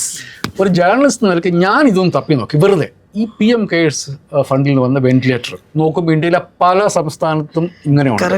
ബോംബെ ഹൈക്കോടതി കേന്ദ്ര സർക്കാരിനെ വിളിച്ച് അവിടുത്തെ ഡോക്ടർമാർ നിങ്ങളെന്താ ഉപയോഗിക്കാത്തതെന്ന് പറഞ്ഞു. അവർ പറഞ്ഞു ഇത് വെന്റിലേറ്ററിൻ്റെ കേസാണ്, ഞങ്ങൾക്ക് ഇതിൻ്റെ അകത്ത് ആള് മരിച്ചു പോകും, ഞങ്ങൾ ഉപയോഗിക്കില്ല എന്ന് പറഞ്ഞു. അങ്ങനെ സംഭവിക്കും. ഫൈനാൻഷ്യൽ ടൈംസ് എന്ന് പറയുന്നത് നിങ്ങൾക്കറിയാം, ലോകപ്രശസ്തമായ പത്രമാണ്. അതിൽ ഈ PM കെയർസ് ഫണ്ടിൻ്റെയും വെന്റിലേറ്ററിൻ്റെയും പുറകിൽ നടന്ന സ്കാമിനെ കുറിച്ച് റിപ്പോർട്ടുണ്ട്. ഞാൻ ഇവരോട് ഒരിക്കൽ പറഞ്ഞു, നിങ്ങളത് വാർത്തയായിട്ടെങ്കിലും മനുഷ്യരോട് പറയണം. ഇതിൻ്റെ പുറകിൽ നടന്ന ഈ വലിയ സ്കാമിൻ്റെ ഉത്തരവാദിത്വവും ശ്രീമതി വീണ ജോർജിൻ്റെ തലയിലാണ്. അതാണ് അവരുടെ പ്രശ്നം. ഈ നോക്കൂ, ഞാൻ ഇന്നിപ്പോൾ നമ്മുടെ ഇതിനകത്ത് നോക്കിയപ്പോൾ ജെമിനിയിൽ നോക്കിയപ്പോൾ ഇവിടെ വന്നിട്ടുള്ള നിക്ഷേപത്തിൻ്റെ കണക്ക് അവർക്ക് ലഭ്യമായിട്ടുള്ള ഡാറ്റ അനുസരിച്ച് അവർ വിശദീകരിക്കുന്നുണ്ട്. KKR, അതായത് കോൾബർഗ് ക്രേവിസ് റിപ്പോർട്ട്സ് എന്ന് പറയുന്ന അമേരിക്കൻ ആസ്ഥാനമായുള്ള വമ്പൻ നിക്ഷേപ കമ്പനി BMH ഏതാണ്ട് 2000 മുതൽ 2500 കോടി രൂപ, അങ്ങനെ 70% KKR വാങ്ങിയെടുത്തിരിക്കുന്നു. മൈത്രയിൽ, അതേ കോഴിക്കോട് തന്നെ മൈത്രയിൽ 1200 കോടി. ബ്ലാക്ക് സ്റ്റോൺ എന്ന് പറയുന്ന കമ്പനി 3300-3500 കോടി ഉപയോഗിച്ച് തിരുവനന്തപുരം കിംസിൻ്റെ ഓഹരി വാങ്ങിയിരിക്കുന്നു എന്നുള്ളതാണ്. TPG ഗ്രോത്തും വലിയ തോതിൽ കിംസ് ഹെൽത്തിൽ ഇൻവെസ്റ്റ് ചെയ്തിരിക്കുന്നു എന്നുള്ളതാണ്. ഇനി ആസ്റ്റർ ഗ്രൂപ്പ് തന്നെ 2600 കോടിയുടെ വിപുലീകരണ പ്രവർത്തനങ്ങൾ നടത്താൻ വേണ്ടിയിട്ട് കാസർഗോഡ് ആശുപത്രി നടത്തുന്നു എന്നുള്ളതാണ്. ഞാൻ നേരത്തെ ടീച്ചറോട് സംസാരിക്കുമ്പോൾ പറഞ്ഞ പോലെ അടിസ്ഥാനപരമായി ഇവരൊന്നും ഹോസ്പിറ്റൽ നടത്തുന്നവരല്ല. നോക്കൂ, ഇന്നിപ്പോൾ ഡോക്ടർ സുൽഫീനു അദ്ദേഹം മാതൃഭൂമി ദിനപത്രത്തിൽ എഴുതിയിട്ടുള്ള ഒരു ലേഖനത്തിൽ പറയുന്നത് ഈ വലിയ ആശുപത്രികളിൽ 65% കിടക്കകൾ വർദ്ധിച്ചു എന്നാണ്. എന്നാൽ 500-ലധികം ചെറുകിട ആശുപത്രികൾ പൂട്ടുകയും ചെയ്തു. യെസ്, എന്താണ് അതിൻ്റെ ശാസ്ത്രം? തീർച്ചയായിട്ടും രണ്ട് കാര്യങ്ങൾ കൊണ്ടാണ് ഇത്രമാത്രം മൾട്ടിനാഷണൽ ഇൻവെസ്റ്റ്മെന്റ് വരുന്നത്. ഒന്നാമത്തെ കാര്യം എന്ന് പറയുന്നത് നമ്മുടെ രോഗാതുരത കൂടിക്കൊണ്ടിരിക്കുന്നു എന്നതാണ്. കാരണം പ്രത്യേകിച്ച് ലോങ് ടേം ട്രീറ്റ്മെന്റ് വേണ്ട അസുഖങ്ങൾ, ഒന്ന് ഒരു ഹൃദ്രോഗം ഉണ്ടായിക്കഴിഞ്ഞാൽ നിങ്ങൾക്ക് ലോങ് ടേം ട്രീറ്റ്മെന്റ് വേണം. രണ്ടാമത്തേത് എന്ന് പറയുമ്പോഴത്തേക്ക് ക്യാൻസർ ട്രീറ്റ്മെന്റ്. എന്താ ക്യാൻസർ ട്രീറ്റ്മെന്റ് പ്രശ്നം? ക്യാൻസർ ട്രീറ്റ്മെന്റ് പണ്ടത്തേക്കാളേറെ കോസ്റ്റായി മാറിക്കൊണ്ടിരിക്കുകയാണ്. കാരണം നേരത്തെ കീമോതെറാപ്പി എന്ന് പറയുന്നത് മാത്രമല്ല, ഇപ്പോൾ ബയോളജിക്കുകളുടെ ഒരു കാലഘട്ടമാണ്. അടുത്ത ഘട്ടത്തിലേക്ക് പോകുമ്പോഴത്തേക്ക് അത് പേഴ്സണലൈസ്ഡ് മെഡിസിൻസിൻ്റെ ഒരു കാലഘട്ടത്തിലേക്ക് പോയിക്കൊണ്ടിരിക്കുകയാണ്. സ്വാഭാവികമായിട്ടും ചികിത്സാ ചിലവുകൾ കൂടാൻ സാധ്യതയുണ്ട് ഈ നമ്മുടെ സംസ്ഥാനത്ത്. പ്രത്യേകിച്ച് പ്രായം കൂടുന്ന ആളുകൾ കൂടി വരുന്നു. ഇങ്ങനെ ഹൃദ്രോഗവും ക്യാൻസറും കൂടി വരുന്ന സമയത്ത് അവർക്ക് തീർച്ചയായിട്ടും ഒരു മാർക്കറ്റ് വളരെ ഈസി ആയിട്ട് കണ്ടെത്താൻ സാധിക്കും. എനിക്കറിയാം ഡോക്ടർ വിശദീകരിക്കുന്നതിനിടയിൽ ഒരു ഫ്ലോ നഷ്ടപ്പെടുത്തുന്നുണ്ട്. എങ്കിൽ പോലും ഇത് ഇവർക്ക് കിട്ടണമെങ്കിൽ സർക്കാർ ആശുപത്രികൾ പ്രതിസന്ധിയിലാണെന്നുള്ള തോന്നൽ ജനങ്ങൾക്കിടയിൽ ഉണ്ടാകണമോ, അതോ ഈ പ്രൈവറ്റ് ഹോസ്പിറ്റലുകളിലുള്ള ആളുകളെ തന്നെ ഇവർ ഷഫിൾ ചെയ്തെടുക്കുകയാണോ? ഈ 500 ആശുപത്രി ചെറുകിട ആശുപത്രികൾ പൂട്ടുന്നു, എന്നിട്ട് അത് വൻകിട ആശുപത്രികളിലേക്ക് വരുന്നു, ഒരു ബെഡിന് ഇത്ര എന്നുള്ള നിലയിൽ അവർ ഇൻവെസ്റ്റ് ചെയ്യുന്നു, അങ്ങനെയാണോ? ചെറിയ ആശുപത്രികൾ പൂട്ടുന്നതിന്റെ കാരണം എന്ന് പറയുന്നത് ഒന്ന് നമ്മുടെ പബ്ലിക് ഹെൽത്ത് സിസ്റ്റം ബെറ്ററായി വരുന്നു. രണ്ടാമത്തെ കാര്യം എന്ന് പറയുന്നത് എല്ലായിടത്തോട്ടും വളരെ ഈസി ആയിട്ട് അക്സസിബിൾ ആയിട്ടുള്ള മൾട്ടി സ്കെയർ സ്പെഷ്യാലിറ്റി ഹോസ്പിറ്റൽസ് അവിടെയാണ്. അതായത് ഇപ്പൊ നോക്കൂ, ഞാനൊരു ജേർണലിസ്റ്റ് എന്നുള്ള നിലയിൽ ഒരു ടെലിവിഷൻ ചാനൽ ആരംഭിച്ച ആളാണ്. എന്നെ സംബന്ധിച്ചിടത്തോളം ഈ മൾട്ടിനാഷണൽസ് വരുമ്പോൾ, അല്ലെങ്കിൽ ഈ പറയുന്ന വലിയ സ്വകാര്യ കുത്തകൾ വരുമ്പോൾ പിടിച്ചു നിൽക്കാനാകുന്നില്ല. കാരണം എൻ്റെ ഇൻഫ്രാസ്ട്രക്ചർ പോരാ. ഇത് തന്നെയല്ലേ യഥാർത്ഥത്തിൽ മെഡിക്കൽ രംഗത്ത് നടക്കുന്നത്. ഡോക്ടർമാർ നടത്തുന്ന ഈ ആശുപത്രികളെല്ലാം പൂട്ടിയിട്ടില്ലേ? പണ്ട് നമ്മുടെ തൊട്ടടുത്ത ഒരു ആശുപത്രി, ചെറിയൊരു ഹോസ്പിറ്റലിൽ പനിക്കും ചെറിയ കാര്യങ്ങൾക്കൊക്കെ പോകുന്ന ധാരാളം ഹോസ്പിറ്റൽ ഉണ്ടായിരുന്നു. ആ ഹോസ്പിറ്റലുകളൊക്കെ പൂട്ടിപ്പോയി. കാരണം നിങ്ങൾക്ക് ഒരു 5-10 കിലോമീറ്ററിനടുത്ത് നല്ലൊരു പൊതുജനാരോഗ്യ കേന്ദ്രമോ അല്ലെങ്കിൽ ഒരു മൾട്ടി സ്പെഷ്യാലിറ്റി ഹോസ്പിറ്റലോ കാണുന്നുണ്ട്. അവിടെ ഉള്ളപ്പോഴത്തേക്ക് അങ്ങോട്ട് പോകാൻ വളരെ ഈസി. രണ്ടാമത്തെ കാര്യം എന്ന് പറയുന്നത് നമ്മുടെ ഇൻഷുറൻസ് പേഷ്യൻസ് കൂടുന്നു. കാരണം സ്വാഭാവികമായിട്ടും ആളുകളുടെ പണലഭ്യത കൂടുന്നതിനനുസരിച്ച് ഇൻഷുറൻസ് കൂടുന്നു. ഈ രണ്ട് കാര്യങ്ങൾ കൊണ്ടാണ് കൂടുതൽ മൾട്ടി സ്പെഷ്യാലിറ്റി ഈ പറയുന്ന ഈ ആരോഗ്യ മേഖല കുറച്ചും കൂടെ കൊമേഴ്ഷ്യലൈസ് ചെയ്യാനുള്ള സാധ്യതകൾ കൂടുകയും അവിടെ ഒരു ലാഭത്തിലുള്ള സാധ്യത കൂടുതൽ വരികയും. 6000 കോടിയാണ്. യെസ്, തീർച്ചയായിട്ടും. ഞാൻ പറയുന്നത് ക്യാൻസർ എന്നതിൻ്റെ ഒരു ട്രീറ്റ്മെന്റ് മാത്രം മതി. കാരണം ബയോളജിക്കൽസോട് പോയിക്കൊണ്ടിരിക്കുന്നു. ബയോളജിക്കൽസ് ആണ് ഇപ്പോൾ. കാരണം ക്യാൻസറിന് എപ്പോഴും ഒരു ഫൈറ്റ് തോൽപ്പിക്കുക എന്നുള്ളതാണ് ക്യാൻസർ ലക്ഷ്യം. പല കാര്യങ്ങളും പലപ്പോഴും സാധിക്കാറുമില്ല. പക്ഷേ എങ്കിലും ഒരു യുദ്ധം വരുമ്പോൾ നമ്മൾ എന്ത് ശക്തിയും എടുത്ത് നേരിടണമെന്നാണ് നമ്മൾ പഠിപ്പിച്ചിരിക്കുന്നത്. ക്യാൻസറിന്റെ കാര്യത്തിലും അതൊരു യുദ്ധമായിട്ട് പ്രഖ്യാപിച്ചിരിക്കുകയാണ്. അത് തോൽപ്പിക്കാൻ എത്രമാത്രം പൈസ മുടക്കാനും ആളുകൾക്ക് തയ്യാറാണ്. അതുകൊണ്ട് ഇങ്ങനെയുള്ള കാര്യങ്ങൾ വരുമ്പോൾ, പ്രത്യേകിച്ച് ബയോളജിക്കൽസ് പോലുള്ള കാര്യങ്ങൾ വരുമ്പോഴത്തേക്ക് ട്രീറ്റ്മെന്റ് കോസ്റ്റ് കൂടുകയും അത് ഒരു ലാഭത്തിലേക്ക് പോകാനുള്ള സാധ്യത വളരെ കൂടുതലാണ്. അവിടെ ഞാൻ രണ്ട് കാര്യങ്ങൾ, ഒരു ഉദാഹരണം ഞാൻ പറഞ്ഞുതരാം. പണ്ട് CML എന്ന് പറയുന്ന ഒരു ക്യാൻസറിന് വേണ്ടിയിട്ട് ഒരു മൾട്ടിനാഷണൽ കമ്പനി ഒരു മെഡിസിൻ ഉണ്ടാക്കിയായിരുന്നു. വർഷങ്ങൾ കഴിഞ്ഞതിന് ശേഷം ആ പേറ്റന്റ് അവർ മാറ്റിയില്ല. അവർ ചെറിയ മോഡിഫിക്കേഷൻസ് വരുത്തിയിട്ട് എവർഗ്രീനിങ് എന്ന് പറഞ്ഞൊരു പ്രോസസ്സുണ്ട്. എവർഗ്രീനിങ് എന്ന് പറയുന്ന പ്രോസസ്സ്, ആ എവർഗ്രീനിങ് പ്രോസസ്സ് കൂടെ കോസ്റ്റ് ഇപ്പോഴും ഭയങ്കരമായിട്ട് കൂട്ടി കൊണ്ടുവന്നിട്ട് ഇപ്പോഴും ആ മോളിക്യൂള് പലപ്പോഴും പല ആളുകൾക്കും കിട്ടുന്നില്ല. ഇതാണ് ക്യാൻസർ തെറാപ്പിയിൽ പലപ്പോഴും സംഭവിക്കുന്നത്. ചെറിയ മാറ്റങ്ങൾ വരുത്തുമ്പോഴത്തേക്ക് ആ പേറ്റന്റ് മാറുന്നില്ല, പേറ്റന്റ് വേറൊരു പേറ്റന്റായി മാറുന്നു. പേറ്റന്റായി മാറിക്കഴിയുമ്പോഴത്തേക്ക് വളരെ ഹൈ കോസ്റ്റ് അവർക്ക് വിൽക്കാൻ സാധിക്കുന്നു. അതുകൊണ്ട് തന്നെ ക്യാൻസർ ആയിരിക്കും ഒരുപക്ഷെ ഇനിയുള്ള കാലഘട്ടത്തിൽ ഏറ്റവും കൂടുതൽ ട്രീറ്റ്മെന്റ് കോസ്റ്റ് വേണ്ടി വരുന്ന പക്ഷെ അതിനപ്പുറത്ത് ഇപ്പോൾ ഈ ചെറിയ സ്വകാര്യ ആശുപത്രികൾ പൂട്ടിപ്പോകുന്നു, എന്നിട്ട് വൻകിട ആശുപത്രികളിലേക്ക് ആളുകളെ എത്തിക്കുന്നു. അപ്പോൾ ചെറുകിട ആശുപത്രികൾ എന്ന് പറയുമ്പോൾ അവർക്കൊരു മിനിമം പൈസ കൊടുത്താൽ മതിയല്ലോ. അറിയുന്ന ഡോക്ടർമാരായിരിക്കും, പിന്നെ മിനിമം പണം കൊടുത്താൽ അതിനകത്ത് ചികിത്സ കിട്ടും. വലിയ ആശുപത്രികളിലേക്ക് പോയി കഴിഞ്ഞു കഴിഞ്ഞാൽ സ്വാഭാവികമായിട്ടും അതിൻ്റെ റേറ്റ് കൂടുമെന്നുള്ള കാര്യത്തിൽ നമുക്ക് ആർക്കും തർക്കമില്ല. അപ്പോൾ ആ നിലയിൽ ആളുകൾക്ക് ഒരു സോഷ്യൽ ഇമ്പാക്റ്റ് എന്ത് എന്നുള്ളതാണല്ലോ നമ്മൾ പരിശോധിക്കുന്നത്. അപ്പോൾ ആ നിലയിൽ ആളുകൾക്ക് അവരുടെ കീശ കീറുന്നു എന്നുള്ള ഒരു അവസ്ഥ വരുന്നു. രണ്ടാമത്തേത് വിശ്വാസ്യതയുടെ പ്രശ്നം. ഇപ്പോൾ സർക്കാർ ആശുപത്രികൾ ഈ പറഞ്ഞ പോലെ പിന്നെ ഇത് വായിക്കുന്ന ആളുകളെ സംബന്ധിച്ചിടത്തോളം എല്ലാ ശസ്ത്രക്രിയയിലും ഒരു കത്രിക വെച്ച് തരും എന്നുള്ള സ്വാഭാവികമായ ആളുകൾ തെറ്റിദ്ധരിക്കുക. കാരണം അത്രയും വലിയ പ്രമാദമായ വിധത്തിൽ ഈ വിഷയത്തെ ഉയർത്തിക്കൊണ്ടുവരുന്നുണ്ടല്ലോ. ഞാൻ ചോദിക്കുന്നത്, പ്രസവം കേരളത്തിൽ വലിയൊരു മാർക്കറ്റാണ് അല്ലേ? ഇതിനൊക്കെ ഏറ്റവും കൂടുതൽ പിന്നെ പൊതുമേഖലയാണ് ആശ്രയിക്കുന്നത്. ഇതൊക്കെ സ്വകാര്യ ആശുപത്രിക്ക് കിട്ടിയാലേ ഈ 6000 കോടി മുതലാവുള്ളൂ എന്നുള്ളൊരു പ്രശ്നമുണ്ട്. അപ്പൊ ഈ വിശ്വാസ്യത പ്രശ്നം ഉണ്ടാക്കുക എന്ന് പറയുന്നത് ഒരു അനിവാര്യതയാണ്. തീർച്ചയായിട്ടും. അതേപോലെ തന്നെ നമ്മൾ ഇതിലൊരു ഓപ്പർച്യൂണിറ്റി ആയിട്ട് കൂടി എടുക്കണം എന്നാണ് ഞാൻ പറയുന്നത്. കാരണം നമ്മുടെ പബ്ലിക് ഹെൽത്ത് സിസ്റ്റത്തെ ഏറ്റവും കൂടുതൽ സ്ട്രെങ്തൻ ചെയ്യാനുള്ള ഈ ഒരു കാലഘട്ടത്തിൽ, കാരണം ഇങ്ങനെ വിദേശ മൂലധനം ശക്തികൾ വരുന്നുണ്ട് എന്ന് മനസ്സിലാക്കിക്കൊണ്ട് തന്നെ നമ്മുടെ കൂടുതൽ ഇടപെട്ടുകൊണ്ട് നമ്മുടെ സിസ്റ്റത്തെ കൂടുതൽ മെച്ചപ്പെടുത്താനായിട്ടുള്ള ഓപ്പർച്യൂണിറ്റി ആയിട്ട് പോലും ഈ സിസ്റ്റത്തെ ഈ സമയത്തെ നമ്മൾ ഉപയോഗപ്പെടുത്തണം. എൻ്റെ വ്യക്തിപരമായ ടീച്ചറെ, അതായത് ഇപ്പം ഞാനാണ് KKR എങ്കിൽ, ഞാനാണ് ബ്ലാക്ക് സ്റ്റോൺ എങ്കിൽ, അല്ലെങ്കിൽ ഞാനാണ് TPG ഗ്രോത്ത് എങ്കിൽ എന്താ ചെയ്യുക?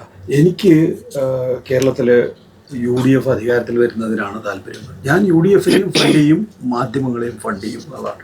അങ്ങനെ ഒരു സ്ഥിതിവിശേഷം ആശങ്കയോടുകൂടി നോക്കുന്നുണ്ടോ? ഒരു രാഷ്ട്രീയം അതിനകത്തുണ്ട്, ഇല്ലാന്ന് ഞാൻ പറയുന്നില്ല. കാരണം UDF എല്ലാ കാലഘട്ടത്തിലും സ്വകാര്യ മേഖലയ്ക്കൊപ്പമായിരുന്നു.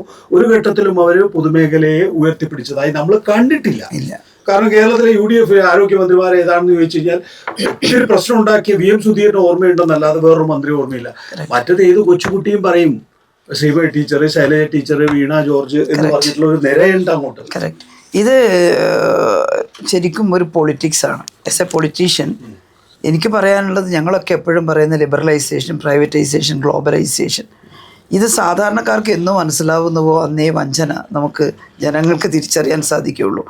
ഞങ്ങളെല്ലാം പറഞ്ഞതാണ്. ഫോർ എക്സാമ്പിൾ ആരോഗ്യ മേഖലയിൽ മാത്രമല്ല, നമ്മൾ പറഞ്ഞില്ലേ ആസിയാൻ കരാറിലെ എല്ലാം നിബന്ധന, കാട്ട് കരാറിലൊക്കെ നിബന്ധന കാരണം ഇഷ്ടംപോലെ വിദേശത്ത് നിന്ന് റബ്ബറും സിന്തറ്റിക് റബ്ബറും ഇറക്കുമതി ചെയ്യാനിടയാകും. അയ്യോ, എന്ത് കണ്ടാലും ഇങ്ങനെ പറയും. ഇപ്പം അത് സംഭവിച്ചു. തദ്ദേശീയ റബ്ബർ പിന്നോട്ട് പോയില്ലേ? റബ്ബർ മുറിച്ച് മാറ്റി ജനങ്ങളെല്ലാം ലാഭകരമല്ല എന്ന് കണ്ടിട്ട്.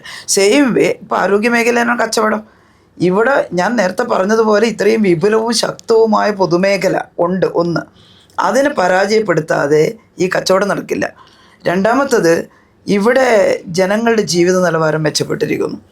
നേരത്തെ നികേഷ് കുമാർ പറഞ്ഞില്ലേ എന്തുകൊണ്ടാണ് ഇത്രയധികം ആളുകളെ ആരോഗ്യ മേഖലയിലേക്ക് ആകർഷിക്കാൻ കഴിയുന്നത്?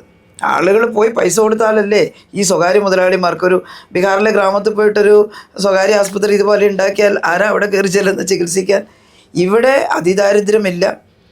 ആളുകൾ നല്ല രീതിയിൽ വിദ്യാഭ്യാസം ആർജിച്ചിരിക്കുന്നു, നല്ല അവയർനെസ് ആരോഗ്യത്തെക്കുറിച്ചുണ്ട്. മാത്രമല്ല ഇൻ്റർനെറ്റ് ഉപയോഗം ഏറ്റവും കൂടുതലുണ്ട്. ചെറിയൊരു തലവേദന വന്നാൽ ഗൂഗിൾ ചെയ്യുകയാണ്. അപ്പോൾ അതിന് നല്ലതും ഗുണവശവും ദോഷവശവും ഉണ്ട്. അതിൻ്റെ ഒരു വശം ഇതെന്തോ മഹാവ്യാധി ആയിപ്പോയെന്ന് ഓടിച്ചെന്ന് സ്കാനിങ് യൂണിറ്റിൽ ചെല്ലും, സ്കാൻ ചെയ്യും. അപ്പം അങ്ങനെ പോകുമ്പോൾ നമ്മളിവിടെ ഈ ഗവൺമെൻറ് സംവിധാനത്തിൽ ഈ സൂപ്പർ സ്കാനിങ് സൗകര്യങ്ങൾ ഒരുക്കുകയാണ്. അതാണ് ഞാൻ നേരത്തെ പറഞ്ഞത്, കിഫ്ബിയിൽ നിന്ന് പണം എടുത്തുണ്ടാക്കിയ ഈ വലിയ കെട്ടിടങ്ങൾ എന്ന് പറയുന്നത് വെറുതെ എടുത്തു വെച്ചിട്ടുള്ള ഒരു സ്കെലിട്ടൺ കെട്ടിടമല്ല. അതിനകത്താണ് ഈ സ്കാനിങ് യൂണിറ്റുകളുള്ളത്. അവിടെ ലീനിയർ ആക്സിലേറ്റർ ഉണ്ട്, അവിടെ പിന്നെ CT സ്കാൻ ഉണ്ട്, ഇതൊക്കെ ഉണ്ട്. അപ്പോൾ ജനങ്ങൾക്ക് വന്ന് ഇതിലെല്ലാം പരിശോധിക്കാൻ ഒരു അവസരം കിട്ടുക എന്നതിൻ്റെ അതിനോടുള്ള ഒരു അസൂയ ഈ സ്വകാര്യ മേഖലയ്ക്കുണ്ട്. അതുകൊണ്ട് വലിയ സംവിധാനം ഈ മെഷീനൊക്കെ അവരുണ്ടാക്കി വെച്ചാൽ ഗവൺമെൻറ് സംവിധാനത്തിലേക്ക് ആളുകൾ കൂടുതൽ വന്നാൽ അവരുടെ കച്ചവടം നടക്കില്ല. അതുകൊണ്ട് എന്ത് വേണം? ഈ ഗവൺമെൻറ് സിസ്റ്റം ആകെ പരാജയമാണെന്ന് തെളിയിക്കണം. ഇത്രയും അസറ്റ് ഇവിടെയുണ്ട്. ഈ 52% ആളുകൾ ഇവിടെ ഇപ്പോൾ വരുന്നുണ്ട്. അതിനെ വീണ്ടും പഴയ 30% താഴ്ത്തണം. അതിനു വേണ്ടിയാണ് ഈ പരാക്രമം മുഴുവൻ. ഒരു സംവിധാനം ആകെ തരക്കേടിലാണ്. പക്ഷെ ഞാൻ പറയുന്നത് പൊതുജനം മനസ്സിലാക്കണം. അവരുടെ തൊട്ടടുത്തുള്ള ആശുപത്രി കയറി ചെല്ലുമ്പം കാണുന്ന സൗകര്യങ്ങളും സംവിധാനങ്ങളും ഉണ്ട്. എറർ ഉണ്ടാകാം, ഇനിയും പോരായ്മയുണ്ടാകാം. ഞാൻ പറഞ്ഞല്ലോ, ഇവരിപ്പോൾ പറയുന്നുണ്ടല്ലോ സ്റ്റാഫ് പാറ്റേൺ അനുസരിച്ച് സ്റ്റാഫ് കുറവാണ്. UDF ഉള്ള സമയത്ത് അവർക്കത് പ്രശ്നമേ ആയിരുന്നില്ല, അതിനെപ്പറ്റി മിണ്ടിയിട്ടില്ല. LDF വന്നപ്പോഴാണ് ഇത്രയും തസ്തിക ക്രിയേറ്റ് ചെയ്തത്. നോക്കൂ, ഈ 800 PHCകളെ കുടുംബാരോഗ്യ കേന്ദ്രമാക്കാൻ ഓരോന്നിനും 5 വീതം പുതിയ തസ്തിക ക്രിയേറ്റ് ചെയ്തത്. ഒരു ഡോക്ടർ, 2 സ്റ്റാഫ് നേഴ്സ്, ഒരു ഫാർമസിസ്റ്റ്, ഒരു ലാബ് ടെക്നീഷ്യൻ. ഇത് വലിയൊരു വിപ്ലവമല്ലേ ആരോഗ്യ മേഖലയിൽ നടന്നത്? ഇതെല്ലാം ജനങ്ങൾക്ക് ഉപയോഗപ്രദമായിട്ട് നിൽക്കുകയല്ലേ. എന്നാൽ പോരാ, ഇപ്പം നേരത്തെ നമ്മുടെ കത്രിക കുടുങ്ങിയ പ്രശ്നമില്ല എന്ന് പറഞ്ഞ ഡോക്ടർ പറഞ്ഞു അവിടെ ഇത് ലിസ്റ്റ് ചെയ്യാനുള്ള നേഴ്സ് ഉണ്ടായിരുന്നില്ല. അങ്ങനെ ഒരു മറുപടി പറയേണ്ടതില്ല. കാരണം ഒരു ടീമില്ലാതെ ഓപ്പറേഷൻ നടക്കുന്നില്ല. ഒരാളൊറ്റ സഫീഷ്യൻ്റ് ആണെന്ന് ഞാൻ ഒരിക്കലും പറയില്ല. പക്ഷെ ഒരു ടീമുണ്ട്. ആ ടീമിനകത്ത് ഒരാൾക്ക് ചെയ്യാവുന്നതേ ഉള്ളൂ ഇത് ഓപ്പറേഷൻ ചെയ്യുന്നതിന് മുമ്പേ. ഒരു ഘടകം അതാണ്. അതിനൊരു മറുവശവും കൂടിയുണ്ട്. ഇവരെ എല്ലാം കുറ്റപ്പെടുത്തുമ്പോൾ 10,000-കണക്കിന് ലക്ഷക്കണക്കിന് ഓപ്പറേഷനുകളാണ് നടക്കുന്നത്. ഒരു ഗവൺമെൻറ് സിസ്റ്റത്തിൽ ഇന്ന് 10 ആളുകളെ നോക്കുകയുള്ളൂ എന്ന് പറഞ്ഞ് ലിമിറ്റ് ചെയ്യാൻ പറ്റുമോ? വന്ന മുഴുവൻ ആളുകളും വരണ്ടേ? ഞാൻ വീണ്ടും ഡൽഹി എയിംസിലെ ട്രോമയുടെ കാര്യം പറഞ്ഞു. ഇവിടുത്തെയും പറയുമ്പം അവർ പറഞ്ഞു നിങ്ങൾക്ക് റെസ്ട്രിക്റ്റ് ചെയ്യാൻ പറ്റില്ല. ഡൽഹിയിലെ ഡോക്ടർമാർ പറഞ്ഞു. ടീച്ചറിനെ ഒരിക്കൽ പറഞ്ഞിട്ടുണ്ട്, അതായത് 10,000 പേരെ ചികിത്സിക്കാനുള്ള സൗകര്യമോ ഉള്ളൂ എങ്കിൽ പോലും 1,01,000-ാമത്തെ ആളെയും ചികിത്സിക്കും. ഒരു എക്സാമ്പിൾ ഞാൻ പറയാം. മുമ്പൊരു തവണ ഇവിടെ മെഡിക്കൽ കോളേജിൽ പ്രസവ വാർഡിൽ നിലത്ത് കിടക്കുന്നു ഗർഭിണികളും പ്രസവിച്ചവരും എന്ന് പറഞ്ഞു. ഞങ്ങളവിടെ ഓടി ചെന്ന് നോക്കി. അപ്പോൾ പറഞ്ഞു, ഡോക്ടർമാരോട് പറഞ്ഞു. അപ്പോൾ അവർ പറഞ്ഞു ഇത്രയും ബെഡുണ്ട്, ഏറ്റവും വലിയ ബെഡ് സ്ട്രെങ്ത്താണ് അവിടെയെല്ലാം ഉള്ളത്, പ്രൈവറ്റിലൊന്നും കാണാൻ കഴിയില്ല അത്രയും ബെഡ് സ്ട്രെങ്ത്ത്. അത് നിറഞ്ഞു. ഇടത്തരക്കാരും ചിലപ്പോൾ ഉയർന്ന ഇടത്തരക്കാരും ഇവിടെ വരികയാണ്. ഇവിടെ ആകുമ്പോൾ പൈസ ഇല്ല, പൈസ ചിലവാക്കണ്ട. മറ്റേതാകുമ്പം വലിയ പ്രസവത്തിനാണല്ലോ ഏറ്റവും വലിയ ചികിത്സ, അതാണല്ലോ കച്ചവടം. അപ്പോൾ ഇവരോട് ഈ ബെഡ് ഫുള്ളാണ്, നിങ്ങൾ മറ്റ് ആസ്പത്രിയിലേക്ക് പോകുമെന്ന് പറഞ്ഞാൽ അവർ റിക്വസ്റ്റ് ചെയ്യുന്നത് ഞങ്ങൾ തൽക്കാലം നിലത്ത് വിരിച്ചിട്ട് കിടന്നോളാം, ബെഡ് ഒഴിയുമ്പം തന്നാൽ മതി. ഉപേക്ഷിക്കാൻ ഒരു ഗവൺമെൻറ് ഹോസ്പിറ്റലിൽ പറ്റില്ല. ഒരു പ്രൈവറ്റ് ഹോസ്പിറ്റലാണെങ്കിൽ ഇവിടുത്തെ ബെഡ് ഫുള്ളാണ്. അവിടെ പിന്നെ നിലത്ത് കിടത്തുന്ന പ്രശ്നം ഉദിക്കുന്നില്ല. അവർക്ക് കിട്ടേണ്ട പൈസ ആ ബെഡ് കൊണ്ട് അവർ നേടിയെടുക്കും. ഇവിടെ അതല്ല, ഇവിടെ പൈസ വാങ്ങിയിട്ടല്ല നിലത്ത് കിടത്തുന്നത്. കേട്ടില്ലേ? അപ്പോൾ ഞാൻ അവിടെയുള്ള ചില പേഷ്യൻസിനോട് ചോദിച്ചു, നിങ്ങൾ എന്തിനാ നിലത്ത് കിടക്കാൻ ഇവിടെ? അപ്പോൾ പറഞ്ഞു ഞങ്ങൾക്ക് പുറത്ത് ആശുപത്രിയിൽ പോയാൽ വലിയ പൈസയാണ് മാഡം, അതുകൊണ്ട് ഇവിടെ ഇതാണ്. അത് തന്നെയാണ് വീണ ജോർജിൻ്റെ കാലത്തും ഉള്ളത്. നിലത്ത് കിടക്കുന്നു എന്ന് പറഞ്ഞ് ആക്ഷേപിക്കുന്നവർ യഥാർത്ഥത്തിൽ മീഡിയ ചെയ്യേണ്ടത് എന്താ? ഈ ഗവൺമെൻറ് സംവിധാനത്തിൽ ഇത്രയധികം പ്രസവം നടത്തി അവർക്ക് ഔട്ട് ഓഫ് പോക്കറ്റ് എക്സ്പെൻഡിച്ചർ ഇല്ലാതെ ഇത്ര കുട്ടികൾ സുരക്ഷിതമായി തിരിച്ചു പോകുന്നു എന്നല്ലേ? പ്രൈവറ്റ് ഹോസ്പിറ്റലിൽ സംഭവിക്കുന്ന മരണം സംഭവിക്കുന്നുണ്ടോ ഗവൺമെൻറ് ഹോസ്പിറ്റലിലെ ഡെലിവറി പോയിൻറ്റുകളിൽ? ഇല്ല എന്ന് ഞാൻ ഉറപ്പിച്ച് പറയും. ഏറ്റവും സുരക്ഷിതം ഗവൺമെൻറ് ഹോസ്പിറ്റലാണ് പ്രസവിക്കാൻ. പ്രൈവറ്റ് ഹോസ്പിറ്റലിൽ എത്രയോ ഉദാഹരണങ്ങൾ, ഞാൻ ഹോസ്പിറ്റലിൻ്റെ പേരൊന്നും പറയുന്നില്ല, പൈസ ലേശം കുറവാന്ന് തോന്നിയിട്ടുണ്ടെങ്കിൽ നിർത്തി അവിടെ ഇട്ട ആളുകളടക്കമുണ്ട് ശ്രദ്ധിക്കാതെ. അപ്പോൾ ഇവിടെ അതില്ല. ഇവിടെ പൈസ വാങ്ങേണ്ടതില്ല എന്നുള്ളത് കൊണ്ട് വരുന്ന ആളുകളെല്ലാം പ്രസവം എടുക്കുന്നു. ഒരു ഡോക്ടർ ഒരു ദിവസം എത്ര പ്രസവം എടുക്കാം? കഠിനാധ്വാനം ചെയ്യുന്നവരാണ് മഹാഭൂരിപക്ഷ ആളുകൾ ഇതിനകത്ത്. ആ കഠിനാധ്വാനം ചെയ്യുന്നവർക്ക് ചിലപ്പോൾ ഒരു എറർ ഉണ്ടാകാം. അപ്പോഴും നമ്മൾ ന്യായീകരിക്കുന്നില്ല. കാരണം വൈകാരികമായിട്ടാണ് എല്ലാ പ്രതികരണവും വരുന്നത്. നമ്മൾ അങ്ങനെ എറർ ഉണ്ടാവാമെന്ന് പറഞ്ഞാൽ പറയും കണ്ടോ കത്രിക വയറ്റ് കുടുങ്ങിയത് ന്യായീകരിക്കില്ല. ഒരു മനുഷ്യൻ്റെ ഒരു ഫോറിൻ പാർട്ടി ശരീരത്തിൽ എവിടെയെങ്കിലും പാർട്ടിക്കിൾ ഉണ്ടായാൽ അതിൻ്റെ ഒരു അസ്വസ്ഥത, നമുക്കൊരു ചെറിയൊരു അസ്വസ്ഥത നമ്മുടെ മൂക്കിലോ തൊണ്ടയിലോ കുടുങ്ങിപ്പോയാൽ നമ്മൾ അതുപോലെ ഒരു എന്തെങ്കിലും ഒരു സാധനം ശരീരത്തിൽ കുടുങ്ങിയാൽ അത് വിഷമം തന്നെയാണ്. അതിനേക്കാൾ വിഷമമില്ല. അത് കണ്ടെത്തേണ്ടതാണ്. പക്ഷേ ആ ഒരു കേസ് വെച്ചിട്ട് അത് വെച്ചിട്ട് ഈ ഗവൺമെൻറ് സിസ്റ്റത്തിലാകെ, നേരത്തെ നികേഷ് കുമാർ ഡോക്ടറും മറ്റോ പറഞ്ഞ പോലെ ഗവൺമെൻറ് സിസ്റ്റത്തിലാകെ കത്രിക കുടുങ്ങുകയാണോ? 10,000-ങ്ങൾ ഈ ചികിത്സയും കഴിഞ്ഞ് മെച്ചപ്പെട്ട് വീട്ടിൽ പോയില്ലേ? കോടികൾ. എന്നിട്ട് അതിനെ തേച്ച് മാച്ച് കളഞ്ഞിട്ടുള്ള ഈ ആരോപണം ഞാൻ നേരത്തെ പറഞ്ഞ ലിബറലൈസേഷൻ്റെ ഭാഗമായിട്ടാണ്, പ്രൈവറ്റൈസേഷൻ്റെ ഭാഗമായിട്ടാണ്. എനിക്ക് ഓർമ്മയുണ്ട്, മുമ്പ് കേന്ദ്ര ഗവൺമെൻറ്റിൽ നിന്നൊരു കത്ത് വന്നിരുന്നു, ഡിസ്ട്രിക്ട് ഹോസ്പിറ്റലുകളെ സ്വകാര്യ ഏജൻസികൾക്ക് നടത്തിപ്പിന് കൊടുക്കുന്നു എന്ന് ചോദിച്ചിട്ട്. ലെറ്റർ വന്നപാടെ തിരിച്ചയച്ചു, ഞങ്ങളുടെ ഡിസ്ട്രിക്ട് ഹോസ്പിറ്റൽ സ്തുത്യർഹമായി പ്രവർത്തിക്കുന്ന വലിയ ഹോസ്പിറ്റലുകളാണ്, നമ്മുടെ ജില്ലാ ഹോസ്പിറ്റൽ പോലെയൊന്നല്ല മറ്റു പലയിടങ്ങളിലും, ഇത് അങ്ങനെ പ്രവർത്തിക്കുന്ന ഹോസ്പിറ്റലാണ്, അതുകൊണ്ട് ഞങ്ങളത് നടത്തിക്കും, അത് സ്വകാര്യ മേഖല കൊടുക്കാൻ തയ്യാറാവുന്നില്ല. ഇപ്പോൾ കത്തെഴുതലും ചോദിക്കലും നിന്നു, നേരിട്ട് പറഞ്ഞേക്കുകയാണ് സ്വകാര്യ മേഖലയിലുള്ള ആളുകളെ. നമ്മുടെ ഗവൺമെൻറ് ഹോസ്പിറ്റലിൽ വിലക്കെടുക്കാൻ ഈ ഗവൺമെൻറ് സമ്മതിക്കില്ല എന്നറിയുന്നത് കൊണ്ടാണ് ഇവിടുത്തെ സ്വകാര്യ ഹോസ്പിറ്റലുകൾ പോയത്. ഒരു പോയിൻറ്റും കൂടി പറയാം, നമ്മളെപ്പോഴും ഈ സ്വകാര്യ മേഖലയിലുള്ള ചെറുകിട ഹോസ്പിറ്റലുകളെ ഒരു സോഫ്റ്റ് കോർണറോടെ അല്ലെങ്കിൽ ഒരു ഇഷ്ടത്തോടെ കാണുന്നുണ്ട്, അതിനകത്തുള്ള പോരായ്മകളൊക്കെ പറയുന്നുണ്ട്. പക്ഷേ ആ സ്വകാര്യ ഹോസ്പിറ്റലുകൾ, ചെറുകിട ഹോസ്പിറ്റലുകൾ കൂടിയാണ് കേരളത്തിൻ്റെ ഹെൽത്ത് സിസ്റ്റം. കാരണം ഈ ജനസംഖ്യയുടെ വലിയൊരു ശതമാനം അവർ നമ്മളെ സഹായിച്ചു. ഇവിടെ നമ്മൾ 100 ബെഡ് തരണം, 50 ബെഡ് തരണം, 10 ബെഡ് തരണം എന്ന് സ്വകാര്യ മേഖലയോട് പറഞ്ഞു, സഹകരിച്ചു. ഇനി ഈ ചെറുകിട സ്വകാര്യ ഹോസ്പിറ്റൽ പൂട്ടിപ്പോകുന്നത് എന്തുകൊണ്ടാണ്? ഇപ്പം തന്നെ വലിയ സ്വകാര്യ ഹോസ്പിറ്റൽ വന്നതിൻ്റെ അടുത്താണ് ഉണ്ടായത്. അല്ലാണ്ട് ഗവൺമെൻറ് മേഖലയിൽ ഉണ്ടായിട്ടുള്ള മാറ്റം കൊണ്ട് മാത്രമല്ലത്. പിന്നെ ഈ വരുന്ന ഈ KKR-ഉം ബ്ലാക്ക് സ്റ്റോണൊക്കെ വന്നാൽ ഈ ചെറുകിട ആസ്പത്രികളെ ഇല്ലാതാകും. അതാണ് ലിബറലൈസേഷനും പ്രൈവറ്റൈസേഷനും. അതിനെയാണ് നമ്മൾ ആ പൊളിറ്റിക്സിനെ നമ്മൾ ശക്തമായി എതിർക്കണം. ഈവൻ ഈ ക്ലിനിക്കൽ എസ്റ്റാബ്ലിഷ്മെൻറ്റ് ബില്ല് അന്ന് പാസ്സാക്കുമ്പോൾ ചെറുകിട സ്വകാര്യ ഹോസ്പിറ്റലുകാർ വന്നിട്ട് അവരുടെ പരിഭവം പറഞ്ഞിരുന്നു, ഞങ്ങൾക്ക് വലിയ നിബന്ധന വെക്കരുത്, ഒരു 20 ബെഡ് ഹോസ്പിറ്റൽ. പക്ഷേ സെൻട്രൽ ആക്ടിലെ ചില നിബന്ധനകൾ നമുക്ക് വെക്കേണ്ടതായിട്ട് വന്നു. എന്നിട്ടും നമ്മൾ പറഞ്ഞത് എന്താ? നിങ്ങളെ ബുദ്ധിമുട്ടിക്കില്ല, നിങ്ങളെ പൂട്ടിപ്പോകാൻ അനുവദിക്കില്ല. ശത്രുതാപരമായിട്ടല്ല കേരളത്തിലെ സ്വകാര്യ മേഖലയെ നമ്മൾ കാണുന്നത്. ഡോക്ടർ റൂഹ് എഴുതിയിരിക്കുന്ന ലേഖനത്തില് ഈ ആക്ട് പ്രകാരം പല ഹോസ്പിറ്റലുകളും ഇപ്പോ കിടത്തി ചികിത്സയില്ല, അത് വെറും ഒരു OP ആയി മാത്രം മാറി എന്നുള്ളത്. അത് ഈ ആക്ട് കൊണ്ടല്ല, ആക്ട് ഇംപ്ലിമെന്റ് ചെയ്ത് കഴിഞ്ഞിട്ടില്ല. പിന്നെ അങ്ങനെ പറയാം? 2028 ഇപ്പൊ അപേക്ഷിക്കുന്നേ ഉള്ളൂ. കോവിഡ് കാരണം അത് നിർത്തിവെച്ചു രജിസ്റ്റർ ചെയ്യാനുള്ള സമയം. പക്ഷേ രജിസ്റ്റർ ചെയ്യുമ്പം നമ്മൾ ഈ ചെറുകിട ആശുപത്രികൾക്ക് പരമാവധി സുരക്ഷ ഒരുക്കും എന്ന് തന്നെയാണ് ഇടതുപക്ഷ ഗവൺമെൻറ് പറയുന്നത്. വീണ്ടും LDF വന്നാൽ അതിന് തന്നെയാണ് ഞാൻ പറയുന്നത്. ഈ കച്ചവടം ജനങ്ങൾ കാണണം. നമ്മുടെ ഈ ഗവൺമെൻറ് ഹോസ്പിറ്റലുകളും ചെറുകിട സ്വകാര്യ ഹോസ്പിറ്റലുകളും അമ്പേ തകർന്നു പോകുന്ന തീരുമാനമാണ്. ഇത് നടപ്പിലാക്കാൻ ആരാ നല്ലത്? UDF ആണ്. ഇടതുപക്ഷം ഈ ഗവൺമെൻറ് മേഖലയെ തകരാൻ അനുവദിക്കില്ല. UDF വന്നാൽ എനിക്ക് ഒരു സംശയവുമില്ല 2015 അപ്പുറത്തേക്ക് ഈ ഗവൺമെൻറ് സിസ്റ്റത്തെ അവർ തകർക്കും. ഒരു പോയിന്റ് മാത്രം ഞാൻ പറഞ്ഞോട്ടെ. കാരണം വെച്ചാൽ ഒരു കാർഡിയോളജിസ്റ്റ് എന്ന നിലയിൽ ഞാൻ കഴിഞ്ഞ 10 വർഷത്തെ കാണുകയാണെങ്കിൽ 2016 ഞങ്ങളുടെ society cardiological society of India Kerala chapter ഒരു പഠനം നടത്തി. ആ പഠനത്തിനകത്ത് അന്ന് ഏകദേശം 100ഓളം ക്യാത്ത് ലാബുകൾ ഉണ്ടായിരുന്നു. 90-100 ഇടയ്ക്ക് ക്യാത്ത് ലാബുകൾ ഉണ്ടായിരുന്നു. അന്ന് ഒരു ഹാർട്ട് അറ്റാക്ക് ഉണ്ടായി കഴിഞ്ഞാൽ സ്റ്റേറ്റ് ഓഫ് ദി ആർട്ട് ചികിത്സയായുള്ള പ്രൈമറി ആൻജിയോപ്ലാസ്റ്റി 75% ആളുകൾക്ക് 1 മണിക്കൂറിൽ നമുക്ക് ചെയ്യാൻ സാധിക്കുമായിരുന്നു.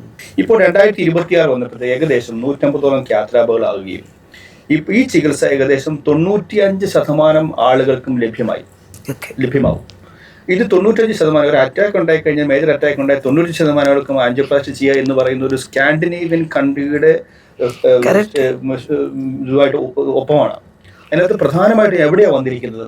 പ്രധാനമായിട്ടും വന്നിരിക്കുന്നത് നിങ്ങളുടെ എല്ലാ മെഡിക്കൽ കോളേജുകളിലും ഡിസ്ട്രിക്ട് ഹോസ്പിറ്റൽ, ഏത് താഴെത്തലയിലേക്ക് താലൂക്ക് ഹോസ്പിറ്റൽ വരെ പ്രൈമറി ആൻജിയോപ്ലാസ്റ്റിയുടെ സംവിധാനം ഉണ്ടായിരിക്കുന്നു.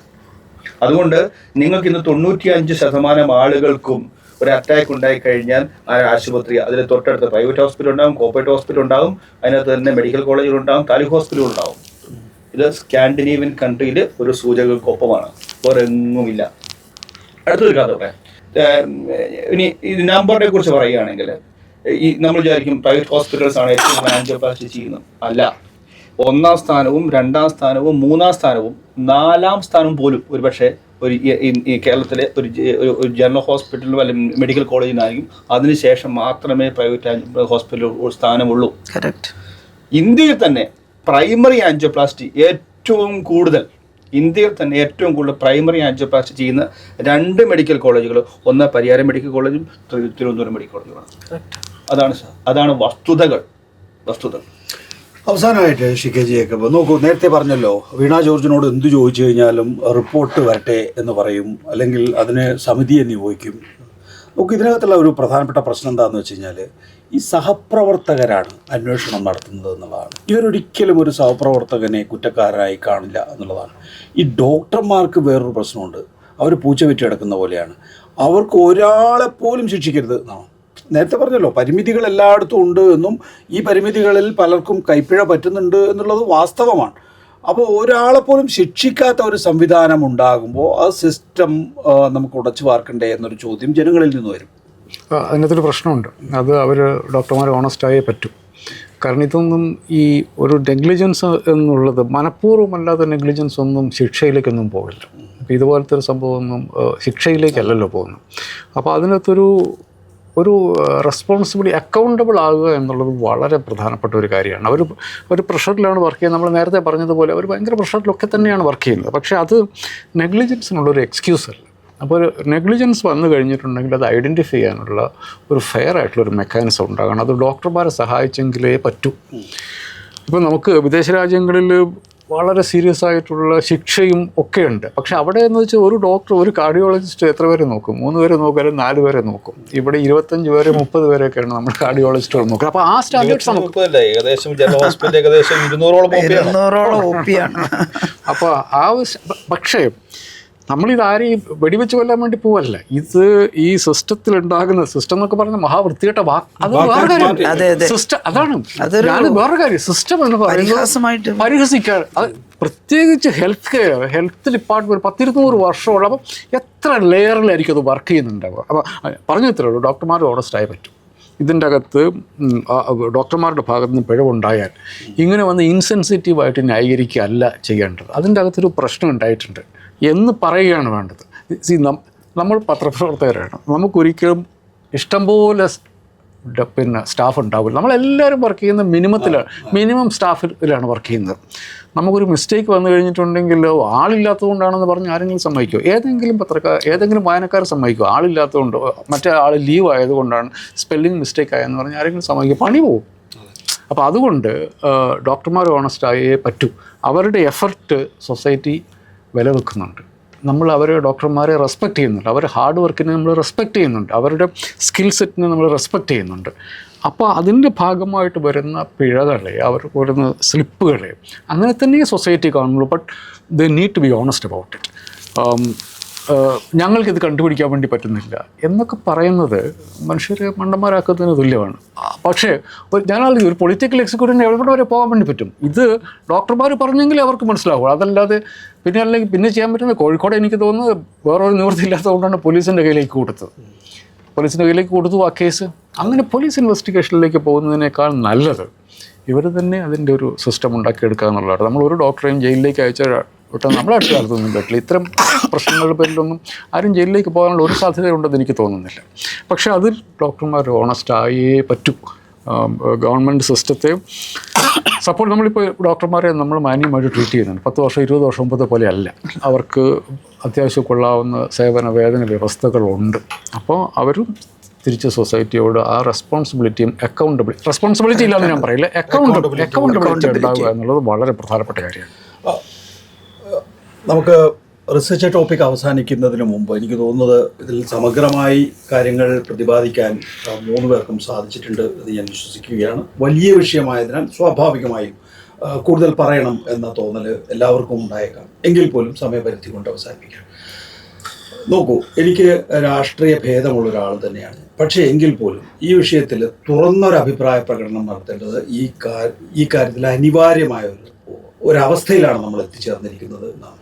ഒന്നാമത്തെ കാര്യം എന്ന് പറയുന്നത്, ഈ സമയത്ത് പ്രത്യേകിച്ച് 6000 കോടി റുപ്യ പരസ്യമായി, അതായത് സ്വാഭാവികമായും എല്ലാ ഇൻവെസ്റ്റ്മെൻറ്റും നമ്മൾ അറിയണമെന്നില്ല, പരസ്യമായി 6000 കോടി റുപ്യ കേരളത്തിലെ സ്വകാര്യ ആശുപത്രികളിൽ നിക്ഷേപിക്കുന്ന ആഗോള കുത്തകകൾ, ഇൻവെസ്റ്റ്മെൻറ്റ് ഏജൻസികൾ ഇവിടെ വരുമ്പോൾ അവരുടെ ഉദ്ദേശം ഒന്നു മാത്രമാണ്: ലാഭമെടുക്കുക എന്നുള്ളത്. അവർ ആശുപത്രി പ്രവർത്തനം നടത്തുന്നവരല്ല അമേരിക്കയിൽ. അവർ ഇൻവെസ്റ്റ്മെൻറ്റ് എവിടെയൊക്കെയാണോ ലാഭകരമായിട്ടുള്ള ബിസിനസ് ഉള്ളത് അവിടെയൊക്കെ ഇൻവെസ്റ്റ് ചെയ്യുന്നവരാണ്, റിയൽ എസ്റ്റേറ്റ് പോലെ. അപ്പോൾ ആശുപത്രിയിലേക്ക് ഇൻവെസ്റ്റ് ചെയ്യുന്നതിലൂടെ അവർ ഇവിടെ നിന്ന് ലാഭമെടുക്കാനാണ് വരുന്നത്. ആ ലാഭമെടുക്കണമെങ്കിൽ ഇവിടെ പൊതു ആരോഗ്യരംഗം തകരണം. അതിനുവേണ്ടി അവർ രാഷ്ട്രീയ കക്ഷികളെ, മാധ്യമങ്ങളെ ഉപയോഗിക്കുന്നുണ്ടോ എന്ന് നമ്മൾ ചിന്തിക്കുക എന്നുള്ളതാണ് ഏറ്റവും പ്രധാനപ്പെട്ട പ്രശ്നം എന്ന് പറയുന്നത്. പിന്നെ ഇവിടുത്തെ പൊതു ആരോഗ്യരംഗം തകരുന്ന രീതിയിലുള്ളൊരു തെരഞ്ഞെടുപ്പ് ഫലം ഉണ്ടാകണമോ എന്നും ഇവർ ആഗ്രഹിക്കുന്നുണ്ടോ? ഇതും നമ്മൾ ആലോചിക്കേണ്ടതുണ്ട് എന്നുള്ളതാണ്. ആലോചിച്ചാൽ മതി, ഞാൻ പറയുന്ന വാക്കുകൾ നിങ്ങൾ എടുക്കേണ്ടതില്ല, ആലോചിച്ചാൽ മാത്രം മതി. ആലോചിച്ചാൽ അതിൻ്റെ ഉത്തരം കണ്ടെത്തുക. നന്ദി ശ്രീമതി കെ ശൈലജ ടീച്ചർ, ഒപ്പം തന്നെ KG ജേക്കബ്, ഒപ്പം തന്നെ ഡോക്ടർ ജോ ജോസഫ്.